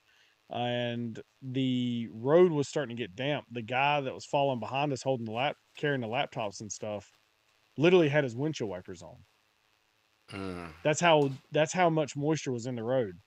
And we were able to make like a few hits, and then I was like, I'm going home, screw this. And then we entered the event the next day, and that was a great event, for anybody that wants to look at the official side of things. And I say official, sanctioned events, safety gear, tech cards, stuff like that. That's a pretty cool event to go to and witness, or possibly enter. By the way, just want to kind of mention this also for people. I made this a big learning experience for me too. I remember coming to this event and where I got lost. By the way, I didn't get lost. I thought about it too. I'm like, I didn't get lost. I didn't know everyone was gonna go fucking lightning speed the minute they got on the highway. Okay. So, do you want to say get lost or got outran? Which one would you prefer? Well, when you put it that way, it's kind of unfavorable whichever route that I go. Did you lose or did you lose? wait, it's either did you lose or you came in second place. That's what you're asking right now. Okay, everyone's getting on the highway. I'm like, oh yeah, we're just gonna be riding. It's gonna be cool, capture mad footage or whatever. And I get on the highway. It's like a MotoGP lineup. Everyone disappearing into the freaking sunset. I'm like, what the fuck? I'm like, I'm just gonna keep on going straight. There's no way they exit anytime soon, and I'm gonna catch up. At this point, I'm doing like 160. I'm going as fast as I could. Well, not as fast as I could. As fast I felt comfortable. Let me rephrase that. And nobody appeared. You know when you're in a group and everyone's going like fast, and then at some point after 30 minutes, people have to slow down. I'm like full throttle. Well, I'm not full throttle. Let me rephrase that. Maybe at least 160, 165. Nobody showed up for 20 minutes. I'm like, everyone was going lightning speed for 20 minutes. And that's what, right. At that point, I'm like, okay, I have to figure out what to do. And I'm like, I can't call anyone because everyone's riding. So I pull on the side of the road, and Steve was not even in the event. I was like, Steve, I'm lost, man. He was like, they left you behind? He was pissed for me. I'm like, nah, they didn't. I just didn't know where they were going, which, granted, I made it a thing now. Any event that I go to, I've never been to, whoever's leading or whoever's going is like, what's the address? And also another one of the guys, I forgot his name. He was like a redhead dude.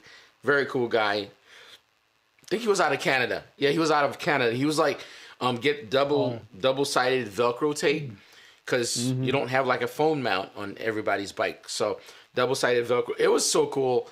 Like, just so many gems from just that one event that I really didn't think about, where you have everyone's like sharing knowledge. So that was cool. Have double-sided tape, always that Velcro with you and stuff like that. Stick it on your phone, stick it on the tank if you have to find where you need to go. Because you cannot hear anything, even through the Sena for GPS or whatever, and you have to see it. And I'm on the ZX 10R, right? Throttling, going as fast as I can, and I could somewhat hear the Sena going off to kind of communicate. I'm like, I can't tell. I just got to feel my watch buzz of where to go. I slow down and tuck in just so the bike stopped roaring. I close the throttle and pull the clutch in, so just to coast, just to hear it, and then go back on. It's impossible. It took me forever to get to where I was going. It was nuts, but it will never happen again. I was like, I have the address first. I have my phone set up to kind of do it, and I know exactly where they're going. Because I'm like, listen, because the night before we're all hanging out, and I'm like, I'm pretty cool with everybody. I'm not going to get lost.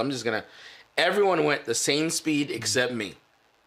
I'm like, what happened? Nobody told me that. I didn't get the memo about what speed everybody was going to go. So that was funny. And I'm like, and I'm glad nothing happened, because if there were cops, usually the one person they catch would get it all, and I would be that person probably, and that'd be bad. You'd be the last one. Yeah, they'd be like, "Do you know these guys?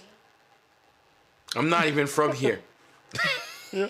Whose bike is this? Oh, one of those guys. Yeah, one of those guys. That's their bike. Oh, great.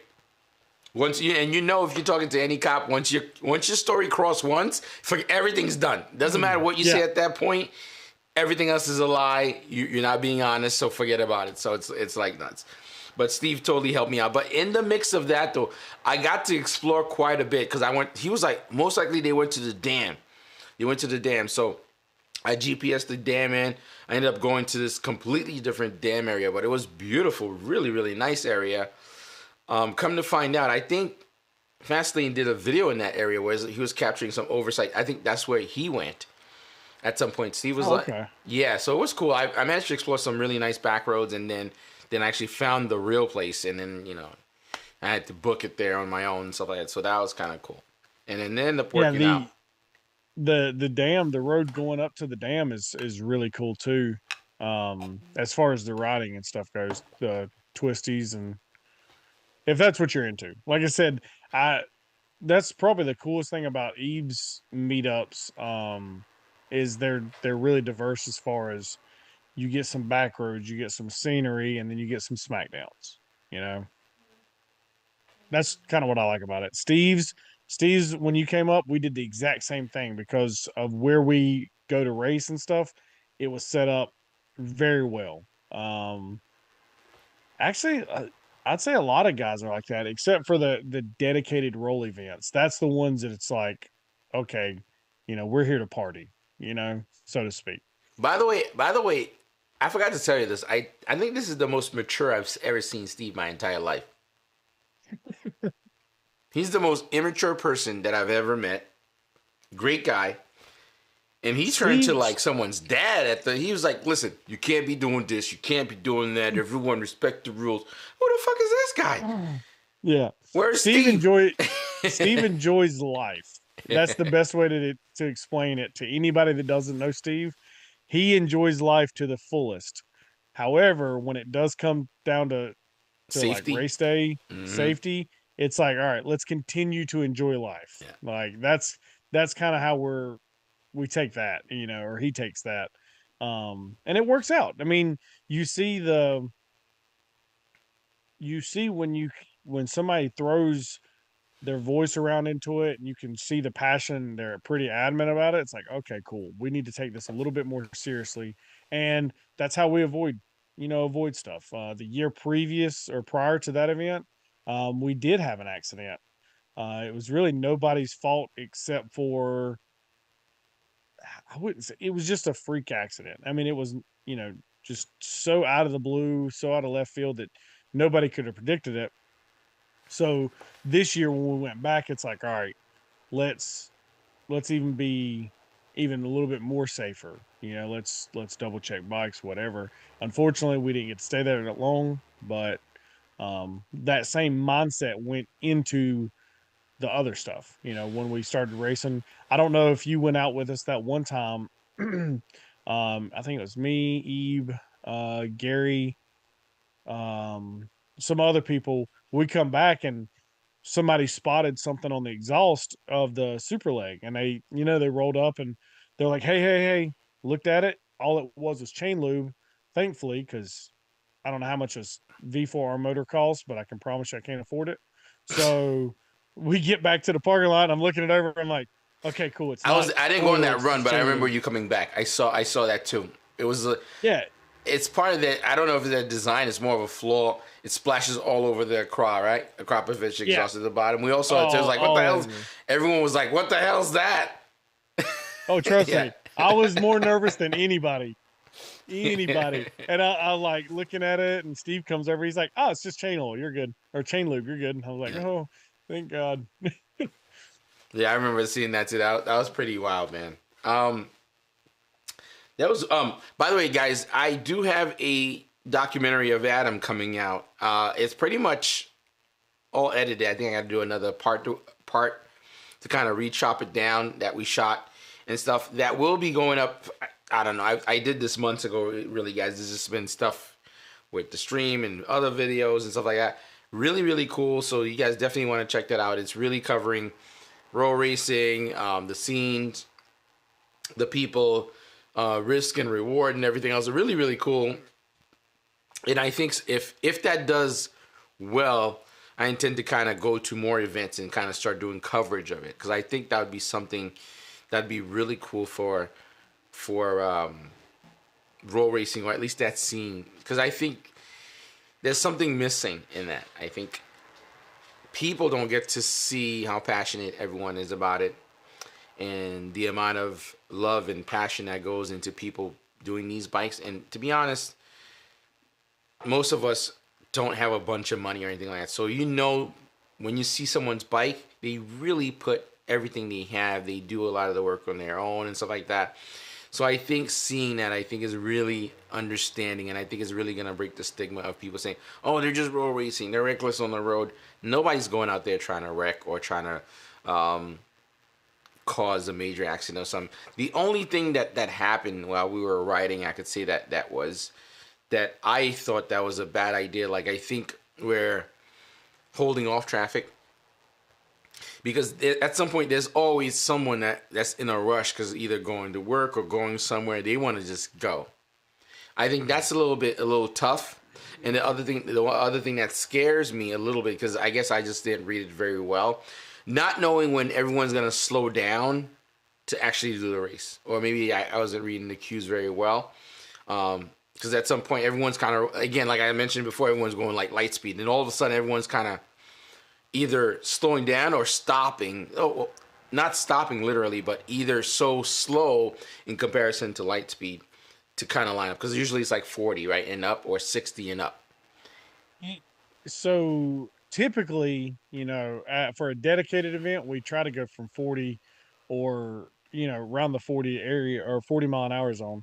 But at Steve's, the secondary, race location, we try to keep it above at least 60 because of we didn't want to impede traffic too much. That's kind of the downside of it.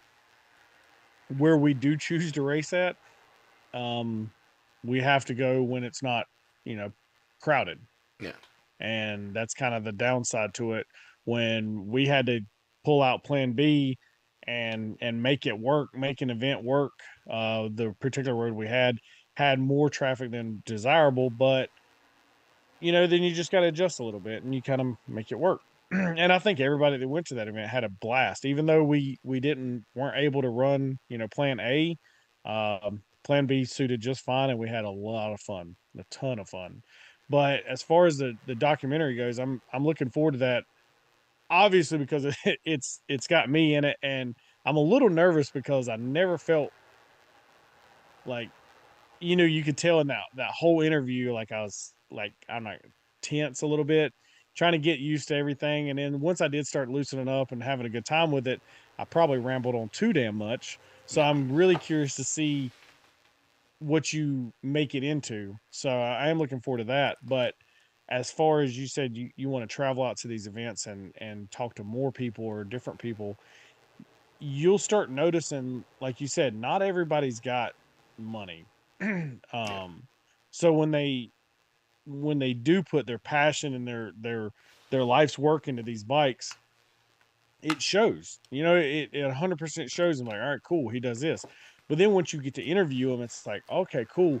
So this is the times that you've lost sleep, or the times that you've instead of you're gonna go on a diet, not because you need to lose weight or any health benefits. It's because I'm gonna eat as cheap as I can possibly can so I can afford the next round of modifications, or I'll pick up a different shift, or I'll do what we as racers go through to push ourselves to that next level to achieve whatever our goal is. So if you want to set a carbon wheels, and it's like, oh shit, it's going to take me 4 or 5 months to afford them. And so let's pick up a side job, let's pick up whatever it takes to get the job done. And to me, that's what I like to see about it, because you nobody shows that on Instagram or social media or YouTube. Nobody Yeah. shows. I don't think like Ebe, for example, 650. I've known him for several years now, and he's always been somebody you watch when you first started coming up on the motorcycle stuff, right? You start, when you get your first motorcycle, you go to YouTube, you type in motorcycle.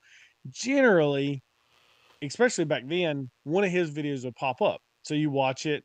He's got a good personality, and it's like cool. Now when you start meeting him, it's hanging out with him. It's even more present, like how passionate he is about these motorcycles. So when you see that, it's like everything that he's done to get to where he is. So I remember one example we went to Atlanta, and to me, I want to socialize and have and meet all these people and know their backstories. I remember Eve, we get done eating, and I had to beg him to come eat. I'm like, come on, Eve, like, let's go eat. No, I gotta go edit these videos. Dude, it'll be all right. You can sacrifice, 45 minutes to come eat with us. And he did. And as soon as he got done eating, he was gone. I'm like, dude, where'd you go? He's like, I had to go edit these videos. But that's how dedicated he is to his craft, you know? And it's a little annoying. And I mean that in a good way, Eve, like, don't take it the wrong way. But it's a little annoying because I do consider him a friend. I want to hang out with him, and not just like on motorcycles. I want to sit there and fellowship with him. So when you're in the same city, it's like, okay, stop editing videos. Let's hang out.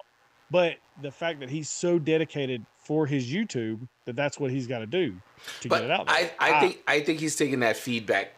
Well, I don't know when you're referring to in terms of timeline, but I remember when we were out there, he went out to eat with everybody, hung out, stayed, chopped it up, and even afterwards when we got back to the hotel, we were all hanging out for like 2 hours down in the lobby. So he's definitely made some adjustments and stuff, which was cool. Even Dylan too, same thing with him. When he came out, I think we were talking. He was like, by the way, for you guys who don't know, it's FastAndy, same person. I'm just saying for your name. I think they shot the same night, and he was like, "Yeah, man, 20 minutes in between sleep. I'm just gonna cut this down." Like, very efficient in terms of like time frame and release. Is something that even myself haven't mastered, to be honest. I think for me, I'm more looking for like when I find what works well for my channel, then I would have to kind of. I think that's how it is. You find what works, and then you start streamlining on how can you produce it as quickly as possible. One of those two. Right. But I think this is definitely a really cool thing. Like, for example, I mean, for YouTube, it's very hard to tell. Like when you do a project you're passionate about, for example, the documentary, there was a lot of footage, and I learned a lot from doing yours. And in the very beginning, a little bit nervous. But then there's so many great footage of some of the pulls, some of the B-rolls of the drone shots where Steve is kind of organizing, like overlapping everything. I'm telling you, it's gonna look. It looks really, really cool. I'm very excited to kind of release that. Thing is, some of these things do not get big traffic, but hopefully it does well because I think it's gonna be really cool. For example, to do one with Dylan or do one with Eve, and then do one with just like not a YouTuber, just someone that's there in one of the events. Just start seeing other people's perspective. And I think it's going to really create this organic, very humane way for people to see the passion you guys have for what you're doing. Because it's one thing you start taking it to a personal level. Yes. Like, you still going to emit obviously very personal details of some people. Some people are a little bit more, sherry than others. Yes. But either way, like, from a YouTube video or a Instagram video or whatever, you don't get to see the person. You don't get to see the Ethan of Easy Rider Moto. You know what I mean? Well, he's probably not the greatest example because he's kind of who he is regardless of where he's at. But you start seeing the actions like, oh, okay, cool. You're just as human as I am. Not saying that I don't know how I want to say that without sounding bad, but it puts everybody as we're all the same person. They've chose to do things a little bit differently. And, I've chose to do stuff slightly different as well. So it just shows you like, we're all still the same person, just different avenues, basically. Yeah, I mean, like, I'm trying to remember this kid's name. He had a ZX 10R, green and black, and he was like, "Yeah, watch your channel, man." And I thought it was so weird that I was always in Nashville. Like, I mean, granted, it's YouTube, it's connected everywhere. It's like, "I watch your channel, man, really cool stuff." And funny thing is, he was. I don't like to say fan because that's kind of stupid, really, because we're all there, just chilling or whatever. He admired what I did, but the funny thing is, I really like what he was doing. It's like when he doesn't do YouTube or anything like that, he was just like working on the bikes and tuning it on the go. And I'm like, holy shit, this fucking guy is cool as hell. He thinks I'm cool. He has no idea how cool he is. You know what I mean? So it was just like, holy hell, that is so dope. And then he would go out and do some pulls with other people and come back tuning it. And his bike was, I'm like, man, how cool would it be if I sat down and just have a conversation, or at least spent like a day following him around and then just covering that. That'd be pretty fascinating. I think it'd be like, granted, it wouldn't be the entire day. It'd be like something chopped down to like a 12 to a 14-minute video, just kind of highlighting it in a very positive light or something like that. Just really kind of seeing the raw side of things. And I thought it was really cool. He had his own trailer and stuff like that. Another thing that was really cool, there was a guy he showed up. It was him and his girl. I remember him very carefully. It was this Italian girl and a Filipino guy. And all they did, they had like drinks and food in their car. They were like, man, everyone's welcome to their stuff. It was just, I didn't even know them. It was like, hey man, you want a Gatorade? You want like drinks or whatever? really, really cool, super inviting, and it's just like it's something to be seen and to experience for you to kind of I get it. I wish I would have invited you to the TRC event, and I'll apologize. I didn't even think about it. Um, that would have been cool to see because the trailers were open, and you had we're all competing. All the bike guys are competing ultimately against one another, but you know, at the end of the day, yeah, we're in competition, but they're also like I consider them friends. So Jim, which is a South Florida resident, he come up and was like, "Hey, my clutches are slipping. Do you have any of this?" And I was like, "I don't know, but let's go look." I had some tools he was able to use. Unfortunately, I didn't have the parts he needed, but he found parts and made it work. The year prior, I gave some oil to some other people. It's just I don't know too many people that if you have it, you're not going to help them to try to get them to compete as well. Like you don't want to win just because they couldn't run. They had some issues. So, um, yeah, no, when people get around, you start seeing their character, you start seeing kind of what they're about. And a majority of the people are about hanging out and having a good time. I mean, it's kind of like a given though. But the only other thing also for me, I think about the road racing scene. That was the only thing I feel like that's a little odd. It's like I feel like everyone goes to state. It's a rinse and repeat at different areas. I just would like to kind of yeah. It's I mean how I mean. In my personal opinion, I don't think everyone has the means to kind of travel back and forth to kind of do this over and over. What makes it unique and different going to Florida, going to Atlanta, going to, California, wherever that they go and ride? Is it just conquering new roads, or is it like one of those things to kind of that's the only thing for me. It's like, okay, once you've experienced it a couple of times, I mean, I would like to do it just for to document everything, to kind of show people some of the behind the scenes. And another part that I thought that was really cool is even we weren't even riding, we weren't even doing anything motorcycle related. I think Steve was working on, like, whose bike was it? He's working on so many bikes that's in that garage. It's crazy, man. And everybody was just chatting, and then more people showed up with bikes. It was just like, it's basically a scene from Fast and the Furious with motorcycles. That's the only way I can think about it. It's like S1000 show up, the new S1000 show up, a stretch one shows up, BMW. It's just like everything's showing, and everyone just kind of just sitting on a box, sitting on a stool, wherever there's no, and then they just like talking. Oh, maybe we should get some. Oh, the other kid, this Asian kid. Oh, he was hilarious. I forgot his name. He was so funny, man. Oh my god. Are you talking about in Michigan, right? Yeah. You're probably talking about Tran. Oh my god, he was hilarious. I think he ended up going out to get beers and coming back. Probably, it was something else, man. Really, really cool. Yeah. And another one too. Evan is very cool, very, very cool. Before I met Evan, I think I probably seen him just seeing outside. I'm like, I don't know, man. This guy's probably and it's like because he's very proud of his work and what he does. And as soon as you talk to him, you interact with him, you really understand, like, pure passion for everything that he does and put his best foot forward. And there is no skimming around, and you get it very quickly. And it's like, this guy loves bikes, super passionate about it, and he's funny around people.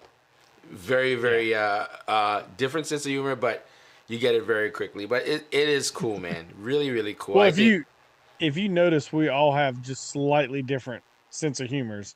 Like Steve's sense of humor is very unique to him. So when you have Steve's very unique sense of humor, and I've got a weird sense of humor as well. So you put me, him, and Evan in together. Like the shit that goes on or said, it's like, oh, okay, cool. This is getting a little weird. From anybody that don't know us, like shit can look very weird very fast. But for us, it's like honestly, I look at them two as brothers. You know what I mean? So, what are you drinking on? This is Bailey's. Oh God. What? Come on. I'm just giving you shit. I'm all done with it, man. Is it? Was it? Is that what you wanted to be tequila? No. Dude, I have a week off, man, so I want to enjoy myself. I'm not working tomorrow. I'm not doing anything. Tonight we're gonna watch Black Adam after the stream, so it's gonna be cool. There you go. So very excited. By the way, everybody that was here watching for the past couple of days, I started Ghost of Tsushima on the PS5. Amazing game. Loving that game. Really, really cool. So, heads up. Oh, I also wanted to tell everyone, if you are on PS5, you do have PSN, we should definitely do like a thing where everybody game. I also have Modern Warfare 2. So I know you guys like shooters, so you do like a game night or something like that. There you go. Let me know if you do a game night. I'll try to jump in on there. You guys are probably gonna beat me anyway. I play a lot of adventure games, but I want to be in there just trash talking and enjoy myself. It don't matter, man. It's all about having fun. Hell's it, because everybody, dude, it took me like forever to find this PS5, and I ended up getting it, and I bought a bunch of games. So, and I'm only playing like one at a time. So, took some time off for the holidays. Very excited, and I've been playing. There you go. It's weird that when you get older, it's like I've got both systems, and I don't really use them because I don't have time. But this past weekend, I didn't do anything. I was like, I'm just gonna sit here at the house and enjoy nothing, and it was quite necessary and needed. You know what I mean? So definitely for this coming up, take your time off. You and Ann go out and enjoy each other's company and enjoy your week. But here's the funny thing is I do feel a little bit guilty now when I play games. Why? I used to enjoy playing games. I would play for like a couple of hours or whatever, just hanging out. It's like now I feel like I'm cheating myself and not being productive. So it's wild, man. I feel like I understand. It's funny. It's weird, man. And the funny thing is I'm starting to understand where people go like, oh, you're playing game, you're wasting time. Now I kind of get it. And I enjoy it, but then I realize, damn, I could be doing a lot more things that's really important, or at least something that has a big return on investment or something like that. And I do feel guilty. So it's like, I kind of like trim. It's like, oh, yeah, I'll play for like half an hour, 40 minutes, and then I'll go do something else that needs to get done. So it's kind of weird. Right. So I'm enjoying it weirdly. Set your treadmill up in front of your TV, and that way if you're gaming, at least you're walking and burning calories. That's not a bad idea. That's clever, actually. I do it. I bicycle for an hour every morning in front of most of the time it's in front of the Xbox playing Call of Duty. Damn, I didn't think about that. That's funny. We have a Peloton, so I probably should be. I can't do that while playing video games. It's like I'm watching that lady in the spandex on. I'm like, my gaming. I'm watching the spandex. What's happening right now? Now I will say I find myself especially if I'm on the bike and I'm getting a sticky situation, I'll be pedaling faster, trying to get the hell away from whatever I'm running. I don't think that's how it works. It doesn't go anywhere. No, not at all. And I catch myself afterwards. It's like, damn, what am I doing? But it helps you because like I don't mind working out anytime. Like I'm all for it. But cardio, I cannot stand. I was never a fan of it. I hated it in the military, and I still hate it. So as long as you got it stuck in front of the TV and your mind's somewhere else, it's not near as bad. Yeah, man. I mean, I'm definitely. It's like when I'm doing it, it's like, oh, I could be shooting this video. I could be doing that. I don't know. It's just it feels a little odd. It feels like I'm cheating myself a little bit when I am doing it now. So it's like. Because I know I barely have time to do a lot of things. I'm like, damn, I'm making 40 minutes right now just to play the game. It's just kind of weird. Right. So I feel a little bit guilty about it but I'm not gonna lie, I've been enjoying playing the game for a little bit and stuff. So at the end of the day, remember, life's about enjoyment. So yeah, it doesn't have to always be work.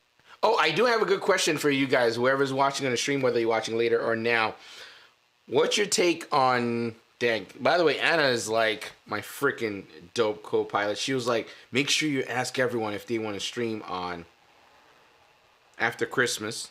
No, shit, Christmas Day. Sorry, Christmas Day. Yeah, I was gonna say Christmas Day. Christmas Day, the 25th, that's Sunday. And then, of course, she's way ahead. She's smarter than I am. The 1st, which is 1st of January. So I don't know. Let me know if you guys still want me to try to do a stream on those days. I don't know. I might be solo because I don't think anybody's going to spend Christmas Day talking to me on freaking stream. And New Year's Day, I'm sure people are going to be like kind of burned out after the partying. So let me know. Or at least comment or leave a live chat or whatever. Let me know. If not, I'll take the night off. If not, I much prefer not to skip any day. So I could do something where it's just me just talking. If whoever's here is here, whoever's not here is fine. It's not a problem. I'd rather not skip time and just, people could watch it later, whatever. They'd be like, oh, look at this goofball talking to himself by himself. If anything, just stay in the algorithm, because that's one thing we find we've been struggling with a lot. We fall off that algorithm pattern. It's like, all right, well. That's why I always have to do it, man. I was stressing out so badly today when I saw there was a strike on my channel. And basically somebody has been on my channel before, and they created a corporation for their channel. They're really moving forward to kind of making it a business. And they struck down, basically this person's not reading their email. It's like, hey, you were on this show, you were on this video, and they struck my channel. And it's like, YouTube doesn't let you do anything once you have violations on your channel. And I'm like, what the hell is happening? I've kept my channel clean, and I don't use people's information. I didn't panic too much, but I was like, what the hell's going on? Like, why would... Then I DM'd the person and stuff, find out. It's like, oh, I didn't realize I just hit OK, so they just struck everyone that I hit OK on. I'm like, well, we probably want to read your fucking emails. But hence why we're here. So it was like last minute, I actually somewhat got control of the channel to actually do the stream. I almost did a Instagram story saying, hey guys, there won't be a stream because of that, but I'm so glad it somewhat worked out, because it wouldn't go public, for hours because of the strike. So. Oh wow. And then after really weird. After a few strikes, you're deleted forever and you cannot come back. They have your IP address, everything. You cannot create. Oh, wow.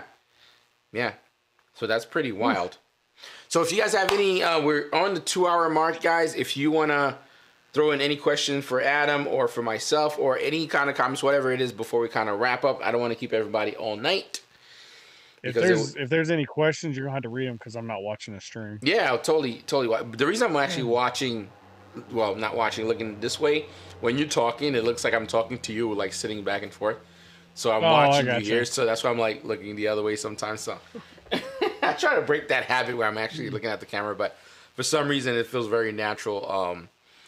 Well, no, it's so weird. Like when we were doing our interview, at Steve's, I'm the type of person that I kind of want to look at somebody's eyes when I'm talking, right? That's just how I've naturally developed talking. And when we were doing our interview, you're asking questions, but you're like, just look forward. And I'm like, no, I want to look at what are you doing over there? Yep. And then you got Steve fucking with me the whole time I'm doing the interview. Oh my God, dude. He had a RC car driving it up my leg. Oh, he's nuts, man. Steve's great. Oh yeah, he's hilarious. 100% for sure. So, but no, hopefully 2023 is going to be great, man. I'm looking forward to it. It's cold here. I know it's cold up where you're at, so it's cold here now. I don't expect me to do any riding until our next event. So I'm basically done for the year. I'm semi done. Semi-done? Semi-done. I'm not riding any of the big bikes, but my little dirt bike, I'm going to be riding that, continuing my wheelie practice. So. Oh, there you go. Yeah, so I'm just going to be doing that. I can dump it around and not really care, so it's kind of cool. So the last poll that I put, I'm going to probably go over some of these polls before we kind of wrap up the night, which I think will be a good little closing conversation here. So the last one, which I'm closing now, if you want to vote on it, I asked, who's your top moto content creator? I could have put more people, but I did this way. I got Ebe there, Fastlane D, I'm K, and Jared Campese. And guess who had the lowest ranking, which I'm surprised, which was I'm K. It's pretty popular. But Jared Campisi came, almost last. Ebe was top one, 78%, and Fastlane D was 11. I'm surprised, man. Fastlane's Fastlane remind me like a young Ebe. Very much so. Very good energy. Down to earth guy, same as he is on video, off video. Yep. But I feel like, this is not to knock anybody. I feel like Campisi's channel is becoming less about motorcycles. I realize I watch him. I usually watch people in the morning and stuff while I'm getting ready to go to work and stuff like that. And I feel like I barely see him ride. I mean, he does the builds. Granted, I understand the build is like the bread and butter, not a problem. But he doesn't ride any of his bikes. Yeah. No. He has the Lambo Diavel, which is a really cool bike. He also ordered the Street Fighter. I feel like all his bikes are more of an investment to flip. Because I don't see him ride as a motorcycles. I think not only he buys the nice bikes, he actually puts them to use. Yeah. He's using the bikes and stuff like that, so it feels very connected. Fastlane videos are always you know what it is? He's for the people. I think Fastlane is winning because he's for the people. Yeah, maybe. Yeah. I mean, he's in the you're at the concert watching. He's in the pit with everyone.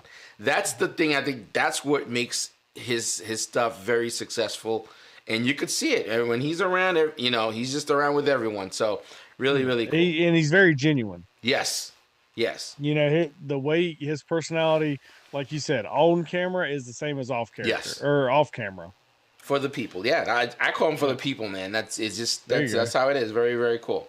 The other one I had asked, let's see what other one I posted here before we kind of wrap up. I did a weapon of choice, Panigale V4 SP2, H2, CBR 1000, Triple R Fireblade, and R1M. Oh, Triple R. Yeah, well, come on, you got to go top notch.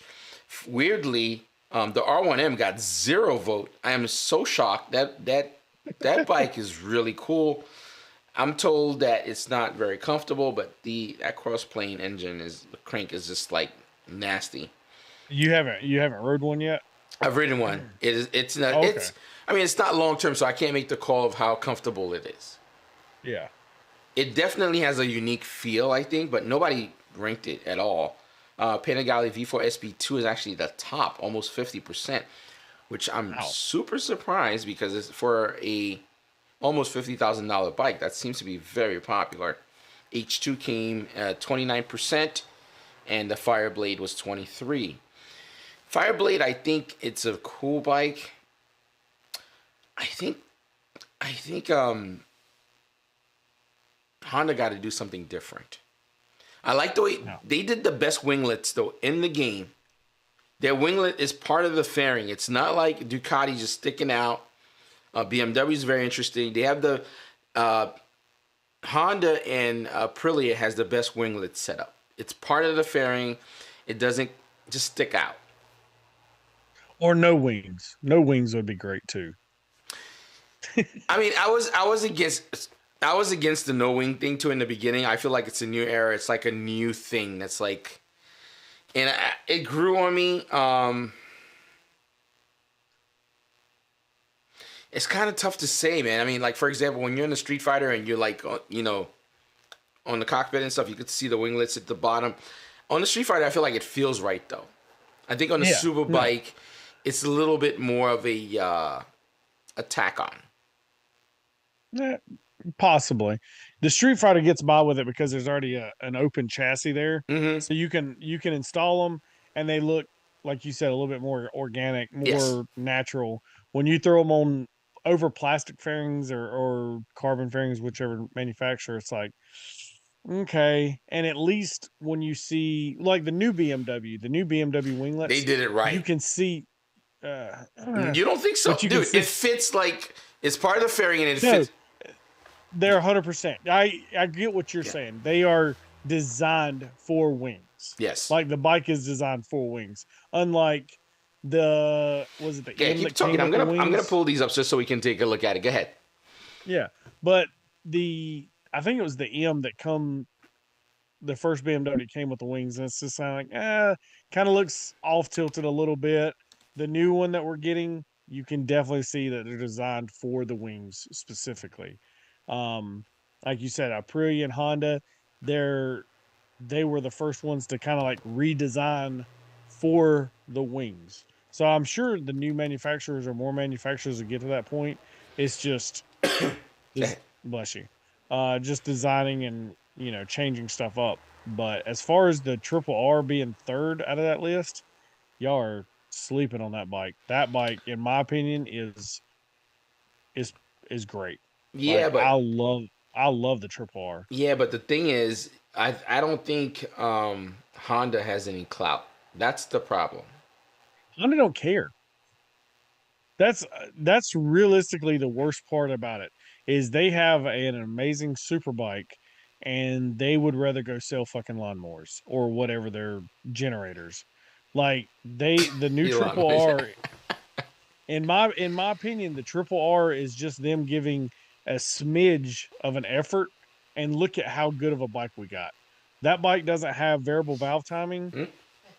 and it doesn't have variable valve timing, and it still runs just as good as the rest of them. That bike, and as far as the seating position, everything's comfortable, and it gave you a lot of confidence as a rider. Me and Steve were going up, Blood Mountain side by side on you know, the whole time going up this mountain. It's like, okay, cool. This is making me feel like a rider, which I'm not. Yeah, I think Aprilia did a pretty good job on it. Wait a minute, this is somebody's website. We're not going to do that.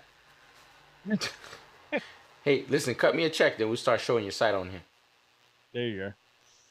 Gotta feed my family, man. See, I think Aprilia did a really nice job the way it fits into the fairing. And I think Honda did the same thing too, and I think that looks really good.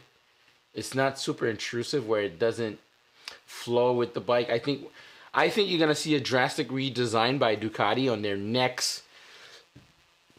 their actual next version of the winglets. When do y'all get a new version? I think Ducati is gonna run this for a little bit because they're just super wildly successful, and people have accepted and they're okay with those winglets as they are. I think they're protruding way too far out. I think the first version was a little bit cooler looking. The other one, the newer version, is really designed to just be for function. But I don't think anybody, well, at least you guys, I think you definitely go lightning speed enough for him to actually work. Let's see here, Fireblade. Does y'all got a new V4R this year, didn't you? We did. But it comes with a dry clutch this year instead of the wet, correct? Yeah. But the thing is, I tell people with any dry, they have to be mindful when we're talking about Ducati and dry clutch, man. If you buy one of those bikes, you have to be ready to, make sure you have some money to back it up, because you have to swap your clutch a lot more, just because it wears differently. I'm trying to blow this up so you can see it. But so the dry clutch wears differently. It wears faster. Really? Okay. It's designed to be, because I was gonna change my Street Fighter to dry clutch after riding Steve. Also, I was like, oh yeah, you know what? I'm just gonna do it anyway. This would be like my flex bike, and you would have to change the basket and the plates more frequent, and that's probably like maybe a good $3,000-$4,000. Yeah, because you only get about 3,500 miles with the dry clutch before you actually have to swap. Yeah, man. A lot of people don't know.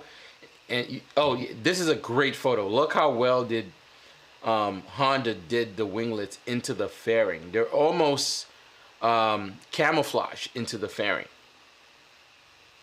I think they have the best design. I mean, it's just that they're just not on fire in terms of excitement. I mean, they have Marc Marquez, which is, everyone loved this dude, and they can't get these guys to start selling these bikes for them. I don't know. I think they priced it wrong. I think they priced it wrong, because you got to think, for that bike right there, you're spending $30,000 for a Honda. At the end of the day, it's $30,000 for a CBR. I don't care how many R's you attach to the end of it; it's still a CBR. Well, at this point, it's a Pirate. It's a what? A pirate. Arr. Oh, But yeah, I mean, oh goodness. you know, like for that amount of money, I think most people that are buying a bike at 30 grand, they're not thinking Honda. That's the thing. You're right. But look at the And winglets. like personally, I love that bike. If we were able to get, so that was a bike that I debated on getting for my third motorcycle, but the options I wanted and everything we couldn't get in the States. So, and then honestly, after I rode Steve's Gen 3 Busa, I was like, yeah, this is it. Like that was sold for me. Let me see if I can pull up a better photo of that Aprilia real quick. I'm a closet Aprilia guy, by the way. So Oh, have you rode many Aprilias? yeah, I've rode Ebs. It was amazing. Sounds crazy. Which one did you get to ride? 1100 factory. The all carbon bike? Was it all carbon? It felt floaty, man. That bike was crazy, man. Every time you shift, it felt like an explosion was happening. Yeah. Yeah, Really, really cool I'm bike. pretty sure that's the same one that he had. I think he's since sold that, but it had carbon fairings, carbon wheels. I mean, it's all done up. And we rode it. He had the new ZX10. Can't remember who was on it. And I was on the Aprilia, and I don't remember what he was on. But I was like, I got off of it and we were sitting there talking. I was like, E, why don't you bring this bike out more? I was like, this is a powerhouse. I mean, it was wildly fast and it surprised me. Well, It's just not common. It's just not common in the the smackdowns or the roll racing scenes. the biggest problem they don't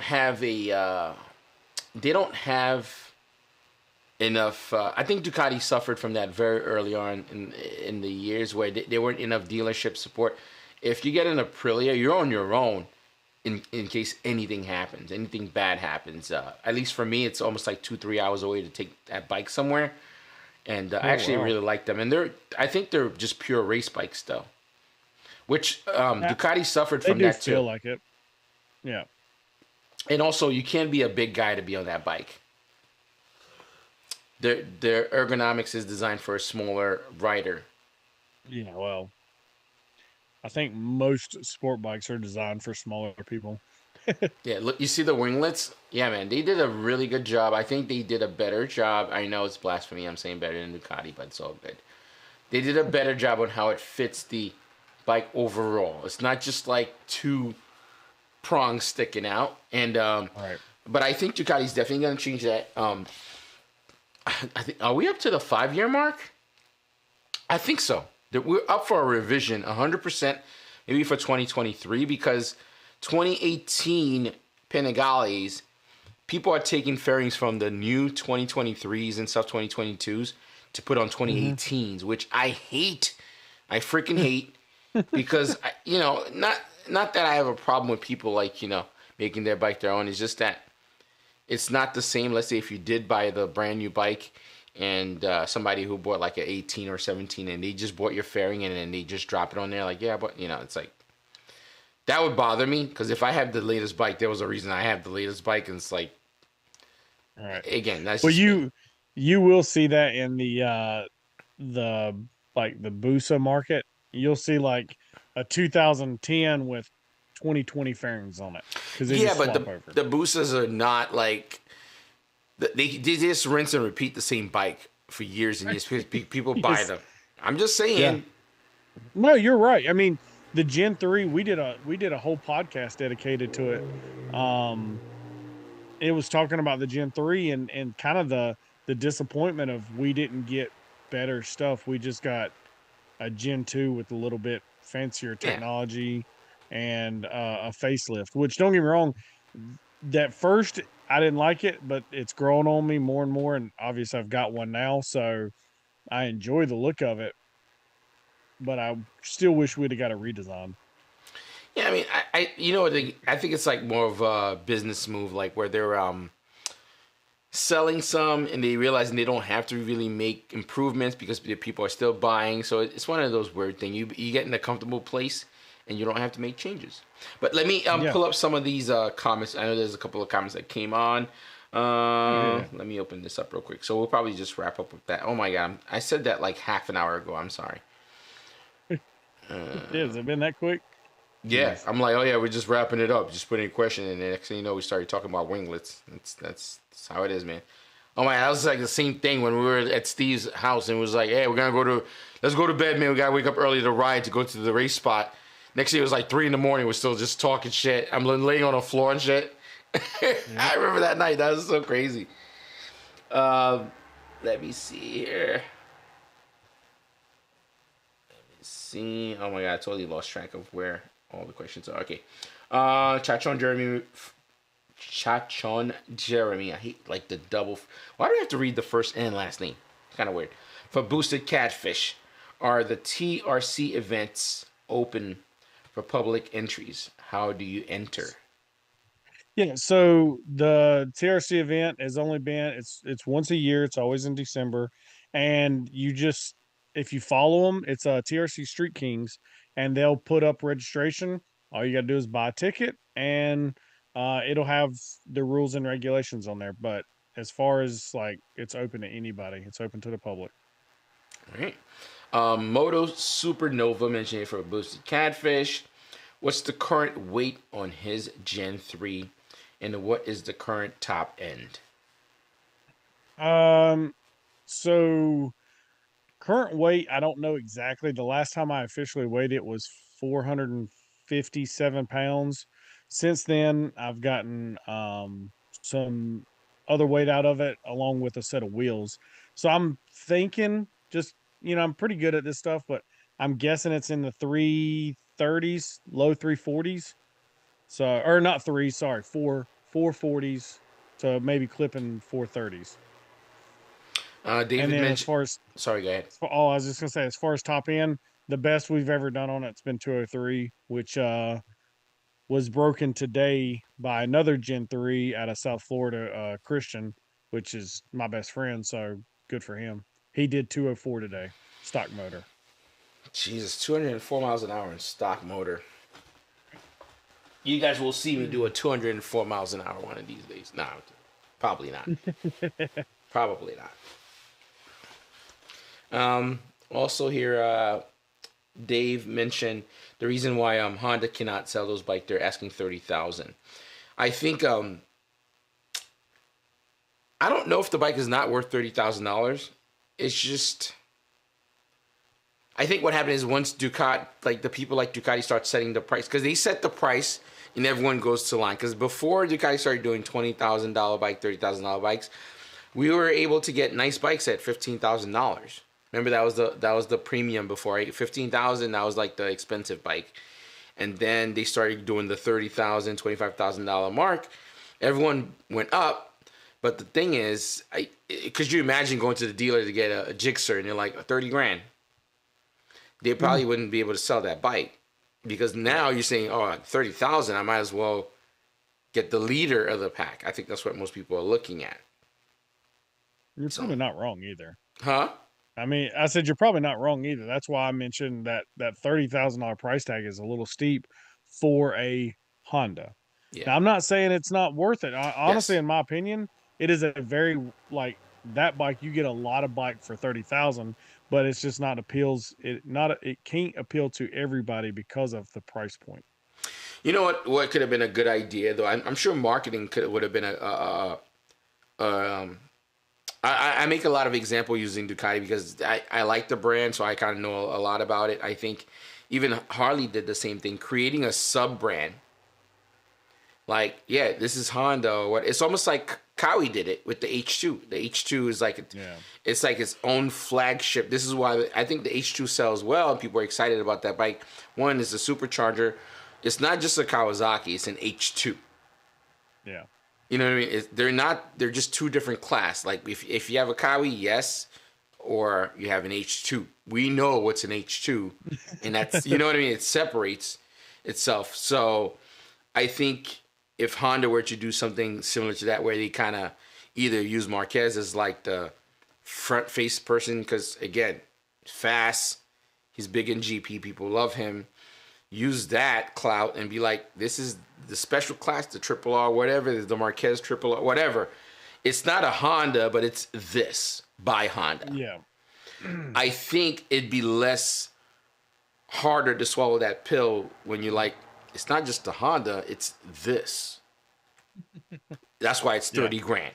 We went that far outside of our usual spec for you to buy this bike. I think it's a little bit more relatable, but Ducati's always been like the uppity brand, so they could come out and say, oh yeah, our bike is 40 grand. Like SP is $40,000. Dude, you can buy a house, you know, as a down payment instead of buying that bike. Actually, not even just the SP, and pretty much any of their lineup. You could take a Street Fighter money and put it down for a house.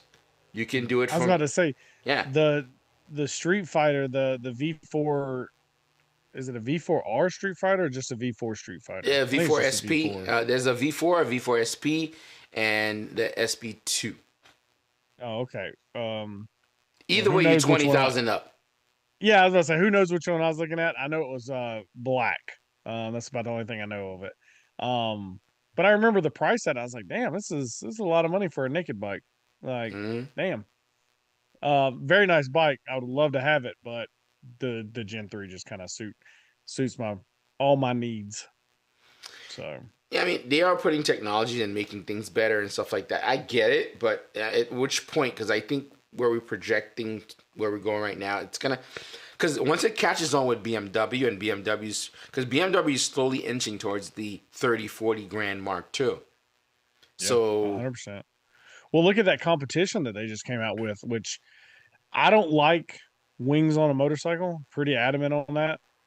But that BMW, the competition, I think it's the M1000 competition spec, the all black with the carbon just hanging off of it, and it's got an aero disc in the front and the big wings. Yeah. That is a gorgeous bike. Like, I don't know if it's just because it just screams like I'm a race bike or what, but like that is a good looking bike. And but that's also expensive too. Yeah, I was about to say, it's also like a $45,000-$50,000 bike. I don't know if it's that high, but I know it's pricey. It's becoming the norm slowly, which kind of sucks. I think they're moving towards a place, I think, where it would say if you go to Cars and Coffee and you see like somebody with like a GTS or something like that, or Aston Martin, and then you would have the bike guys. We're slowly moving towards that. I think at some point either you're gonna be able to just get a moped, or you don't really, or something. Oh, you're gonna have to get like an old bike. Yeah.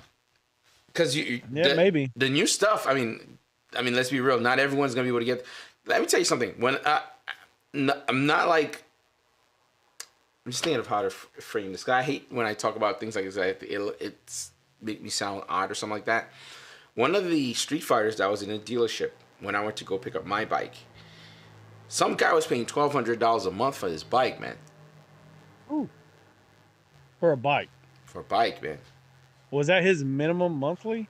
I don't know, man, but I don't do shit like that. I would not do that, man. 100%.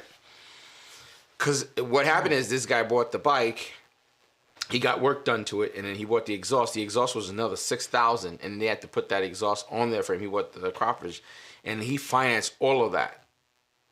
Oh, wow. Yeah, so that was a weird one, man. One of the trick that I tell people, if you want to buy a brand new bike, best way you could do it, at least that works for me. Half when you order it, and then try to do half on the second one. Unless you you'd be like, yo, just put it here. You could do that, right. Which was very cool. He did in this video. Yeah, you could order the bike, do half of it right then and there, and you have most bike you're gonna get within 6 months. You could just spend your time grinding, and then just pay when on delivery. You do the other half. Because when you're not a lot of people think like that.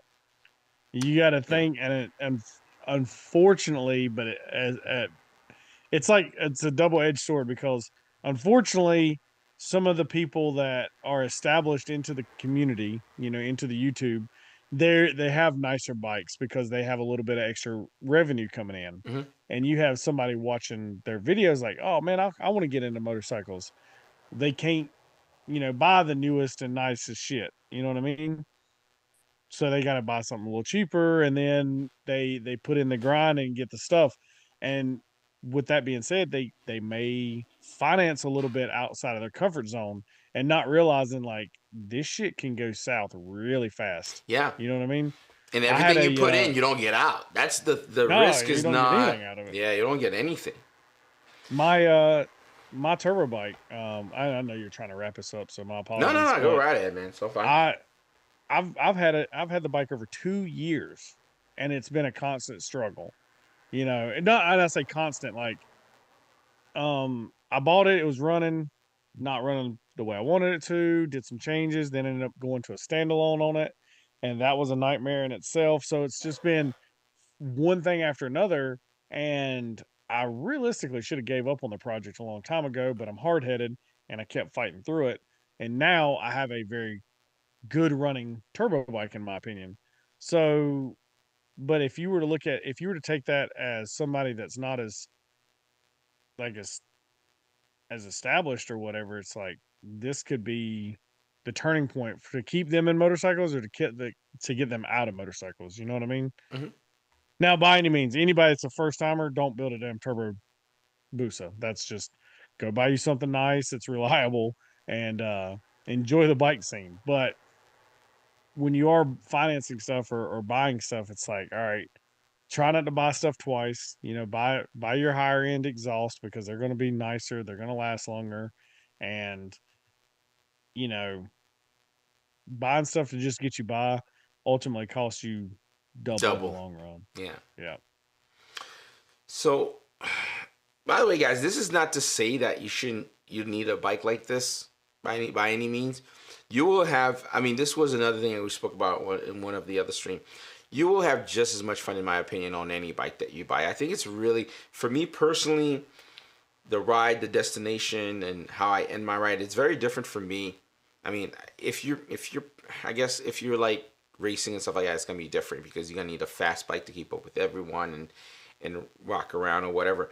But for me personally, my motorcycling experience has always been like my wife and I going places and just exploring and stuff like that, or going to the canyons, going to the mountains and stuff like that. Because we live in New York, there's buildings and stuff, so getting out, 50 to 100 miles away, and then we're next to a lake and getting barbecue. Those are the kind of adventures you could do stuff like this on any bike, really. So you don't need a very expensive bike or a brand new bike or anything like that. As some people are more fortunate, and that's how it is. You pay your dues. I paid my dues early, man. I didn't have the opportunity to do any of this stuff. I've spoke about my story a long time ago. I mean, often here, you guys heard it, but for me, it's just a reward that I'm able to do it, and but you don't need it. Nobody needs it. You could get a $4,000 bike. Like, for example, my KLX. I have so much fun. I haven't used any of the other bikes. I've been just using the KLX, just enjoying myself with that bike. So you don't need, the most thing. And then just because you watch people on social media, on YouTube and stuff like that, and I think it's tough when you see people pulling up with some of the nicest thing, and it's like seasonally you see, it's like, man, I gotta get this thing, and it's not 100% that's what you need to actually enjoy, to be honest. And that's the one thing that I think nobody talks about.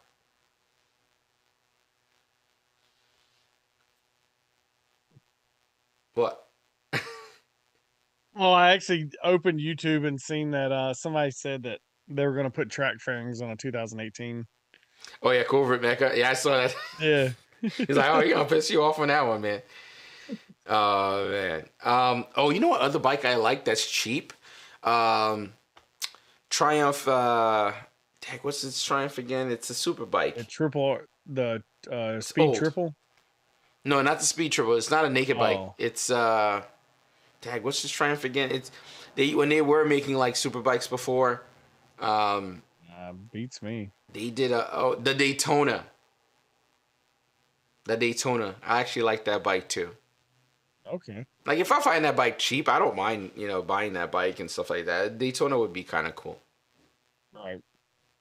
So Yeah, there's tons of older bikes that give character. Like, there's a few different pages on Instagram I follow that has like iconic motorcycles and stuff, and it's like, if you ever have the opportunity, Mike, I don't know if you've gotten to yet, go to the Barber Museum. the Barber Racetrack. Yeah. They have a museum on site. Highly recommend it. I could probably spend days there going crawling all over these motorcycles. It's just because everything's a little bit different. It's like, okay, cool. This is how this technology turned into what we have now. So seeing some of these older bikes, like I'm pretty sure what was the Honda? Um, oh God, I'm having a brain fart. It's getting late, Mike. But Honda had a very iconic motorcycle V twin bike in the early 2000s. I'm pretty sure it was a V twin. Damn it. I'm trying to pull Brand up the Triumph here. Brand has one. What the hell is it? There you go. Let me show you guys this one. Yeah, this Daytona right there is clean, man. Yeah, 675 Daytona. Yeah, Triumph was making some really nice super bikes too, man. But I think they just weren't selling a lot of them, and they got into the hipster scene, and as that became their bread and butter, and they didn't have to kind of worry about any compete. Right. They just didn't want to compete anymore, to be honest. But I think they made some really nice super bikes and very unique look. Have you seen World's Fastest Indian? No. No, you got to watch that movie. That's a very good movie. World's Fastest Indian. Yes, sir. I highly recommend it to anybody that's a motorcyclist. Dude, that Daytona right there is cool, man. I actually really like that bike. And they have a unique sound too. I really like stuff that has a very unique, distinct sound and stuff like that. And yeah, see, Triumph was making some nice super bikes, man. Oh yeah, that is a real pretty bike. Yeah, right? See? Have you seen the KTM? I think it's a RC8.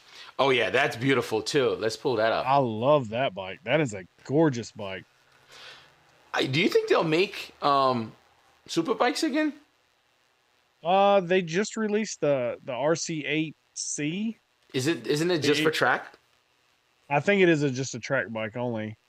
Yeah, that's cool too, man. Yeah, they just dropped out the race. There's just like, we're not competing anymore. I mean, I think the headlights I don't think it was a very popular bike, but I think it's like, I don't know. I think it's cool.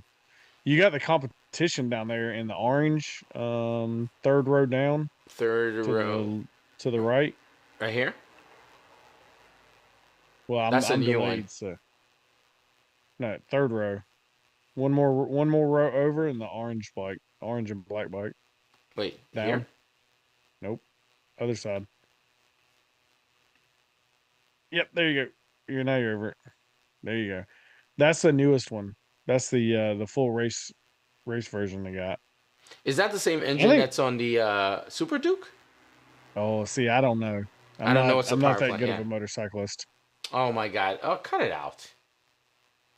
Yeah, that RC8 though was dope. Look at this one though. Oh my god. Come on, man. They're just good looking bikes. I wonder what happened. Like, why did they just like stop production on? This is wild. They had some really beautiful super bikes too. I thought they did. Yeah. I guess they just weren't selling. Again, the problem I had, I went to ride a KTM and test ride it before, and I was looking for, I don't remember when I was looking for a bike. I went to New Jersey and I test rode one. The bike had bald spots and it was not a good experience. So and they don't have dealership support neither. And I just never looked back on KTM after that neither, man. I mean, they do make some nice bikes, and I guess the Super Duke's more than enough to make them survive, so they don't have to worry about it at that point. But look at this thing, man. Jesus. Look at that tail end, though. Oh, my God. Mm. Oh, that's clean, man. I've never seen that version. That's freaking cool, man. And I saw a lot of those in New York, actually. There's quite a few of those just roaming around here. I think I would be on the highway driving or going out to Manhattan or something like that. I would see them often. They're pretty popular. Oh, nice. No, let's see this one. Oh, come on. Look at that colorway. Pink and black. That's nasty. RC8. Hopefully they'll bring that back. Well, probably not with Euro 5 compliance, which causing them Yeah, millions of dollars to actually pass and stuff. So I don't see that. yeah. I was about to say that Euro stuff's really slowing us down as far as what bikes we're going to get. Because I can't remember. I know Suzuki. I think it was Suzuki stopped making like 4 or 5 different bikes this year because of the Euro stuff, Mm-hmm. the compliance stuff. I think the Honda Goldwing that's gone. Um, Not sure how many people have ever rode a Goldwing in here, but Probably um, nobody. if I'm not mistaken, they discontinued that bike. So, and that's actually a really popular motorcycle, especially for the big travelers, and it's gone. I mean, I'm curious, like, what's gonna happen. I mean, it's gonna. I think in the end, we're gonna have like the big four or the big three or something like that to the nature to kind of keep this going. But I mean, I don't see this sticking around too long because I don't think some of these companies have the resources or at least want to spend the money to pass compliance to actually get these bikes out, and they don't sell them enough for them to do them now. And I'm surprised, Right. again, I keep going back to Ducati. I'm surprised that, well, Ducati has a smart system. They have this, they change it from, well, the Ducati Monster saved Ducati. And then they went with the Scrambler, which they didn't make. The Scramblers are technically not Ducatis. They're Scrambler by Ducati. And they're not made in Italy. I think they're made in Taiwan or whatever. But they're selling so much of those to siphon the money to the super bikes. They figure out a pretty good formula. Plus, they're owned by Audi now, so they're pretty large and successful company. So they're able to kind of do some of these things to make them work. And BMW will be around because of the cars and stuff like that. And they're merging the M branding, the badge, with the bikes. So they're gonna be around for a hot minute. Yeah, for sure. It's true. I'm perfectly fine with my 40-year-old bike. Oh my, yeah. See, everyone just enjoy most of their bikes. Really, you don't have to have the most expensive stuff. And I think, me personally, my personal opinion is just I grew up pretty poor, man. I didn't have any resources to have access to any of these things. It was a goal of mine, to be honest, to kind of work hard and really put myself in a position where I could do these things. So it's almost like an achievement unlock kind of thing. Right. But you don't. Did Steve say 40-year-old bike or 40 bikes? 40-year-old bike. Because he's got a bunch of bikes. Well, he has a lot of bikes, yes. Let's see what it is. RC51 is what Adam is talking about. Okay, RC51. That's what I was thinking about. I'll probably pull that up. That's a really cool bike. It's an older bike. It doesn't have the thrills and stuff as the new stuff have, but it's still an iconic bike that'll be around forever. Dragon S Moto mentioned she would love a Daytona. The Daytonas are really spiffy bikes. I don't know what happened with Triumph where they just kind of dead that bike. You know what? That's a conversation I'm probably gonna have with Steve. Steve probably know the whole history behind them, I'm sure. Honestly, he's probably the best person to talk to him about it too. So, because they have a very unique sound. It wasn't overtly powerful, but it was perfect for you to go to track and enjoy in the street. It wasn't 200 horsepower or whatever, but it was just an amazing bike. I thought the design was great. It sounded amazing. The colorways were very nice, and maybe they didn't sell enough or something like that. Who knows? 675 triple sound. It's good. Yeah, man. I think they really fell into the market with the hipsters and stuff like that. They sell a lot of those bikes, man. If you go through New York, I mean, I'm just talking about from a small perspective here. If you go to Brooklyn, every hipster or person that's just learning how to ride just bought like a Bonneville or one of those weird tight pants motorcycles. That's what I call them. like a cafe style. Yeah, man. You roll up to your shin. They becoming the new Ducati to like go get like coffee, man. Nice. Let me see here. wasn't a Honda RC50. Was it the Honda the triple cylinder and make it that much better? Yeah, I mean that bike sounds amazing. Alrighty, Silverwing. What? I don't know what's a Silverwing. Hates me. Oh my God, he was like, "Oh, we're still." Yeah, I know. We've been saying we're gonna wrap it up for like an hour now. Actually, I asked because you said that at 10 o'clock. It's almost 10:44. Oh my God! All right. Let's do it for real this time. All right, guys. Hey, that's not bad though, because I really thought like at first this was gonna be a struggle, but no, this is good. No, this is always good. Never a struggle, man. I have a pretty good, solid structural plan when we get on live. I mean, I do a little bit, kind of, I guess, a lot of research. This actually consumed my Sundays, man. Believe it or not. If you guys have no idea how much it goes to actually do some of these streams, I know when we come on and we mess around and have a good time, but it takes a lot of the time. Oh yeah. Let's see here. Dragoness Motor mentioned weight tight pants, weird tight pants motorcycles. Yeah, man. If you go to Brooklyn, it's all tight pants cuffed up to the shin, with the black leathers on and stuff, and a little handlebar mustache, and it's like, oh my God. Oh, I'm just telling you. I pull up and flex every now and then. I was gonna say you're gonna get jumped next time you go to Brooklyn. Nah, they look at me weird. There's like, why does he have a red bike? Why his pants not rolled up? Why his pants not rolled up real tight? It's on the smallest version of the Goldwing. Okay, so oh man, everyone knows everything except me. God damn it, Steven turned. Yeah, he knows everything. Steve, you got to tell us about this the RC8. I want to know why they didn't go out of business. They just stopped producing it, and then the Triumph Daytona. The RC8 was a really, really cool looking bike, I gotta say. No, for sure. For sure. Is there any other questions or anything? Yeah, we're getting out of here. Seriously. Oh my God, I said we're gonna watch Black Adam like a while ago. Forget it. Yeah, you're gonna be falling asleep when you're watching it. Nah, man. Probably gonna pull out late night. Not doing anything tomorrow. No plans. And I'm probably gonna want to go shopping. She always says no plans. And let's go shopping. Happy wife, happy life, right? Oh my God! No freaking way. We don't do that over here. Happy spouse, happy life. Both ways. There you go. She's like tucked up over there waiting. Anyway, guys, we're gonna call it what is it? Crispy 211. Oh man, you came in really late. You might have to watch this on a repeat, man. We're wrapping up. Guys, thank you all for tuning in. Really appreciate it. Adam, anything you want to throw in before we get out of here?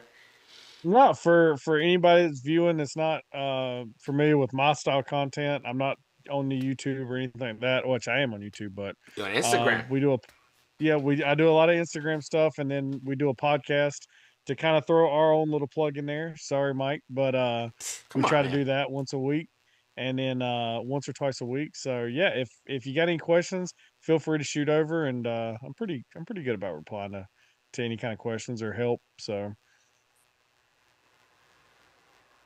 Oh, I love how they answered. Damn, they're making it bad. You guys are making it hard to get out of here, man. Oh my God, it's so good. Dave mentioned here the KTM RC8 didn't sell well. That's why they stopped producing them. I almost bought one in 2012. Well, Ducati didn't sell a lot of bikes well. Ducati had a lot of issues, but they didn't stop, man. What the hell? Somebody needs to talk to KTM about this. Right. So that's the deal. Anyway, guys, definitely check out Adam and on their podcast.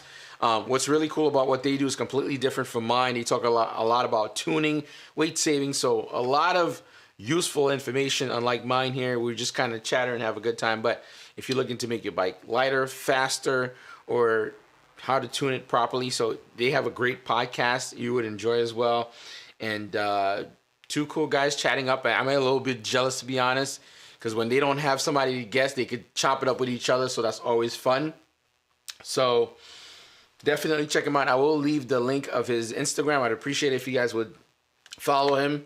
Again, that whole community is really cool, guys. You're going to meet a lot more people that's really passionate about bikes, and you can learn so much from other people I know I did, and it's been a blessing just being part of their community, even though I don't do the racing and stuff, but it's just awesome just to kind of like get people's opinions or hearing their thoughts and stuff. So really, really cool, and grateful to just be around it, to be honest. So anyway, guys, thank you all for tuning in tonight. I really appreciate everybody that's coming through. By the way, if you did get a package, definitely post on Instagram, tag me, tag Motivation USA, of course. A lot of these giveaways, I'm going to be giving more stuff, different stuff, parts, who knows. So, and hopefully next week we have our new sponsor stuff, and I will be asking you guys for a favor. So keep that in mind before we seal our contract with them. So that's going to be cool. And super excited. You guys have a good night. Thank you all for tuning in. Always appreciate it. Peace. Nice. Cool deal. Cool. So we're all wrapped up? Wrapped up. All right, brother, man. I appreciate it again. That was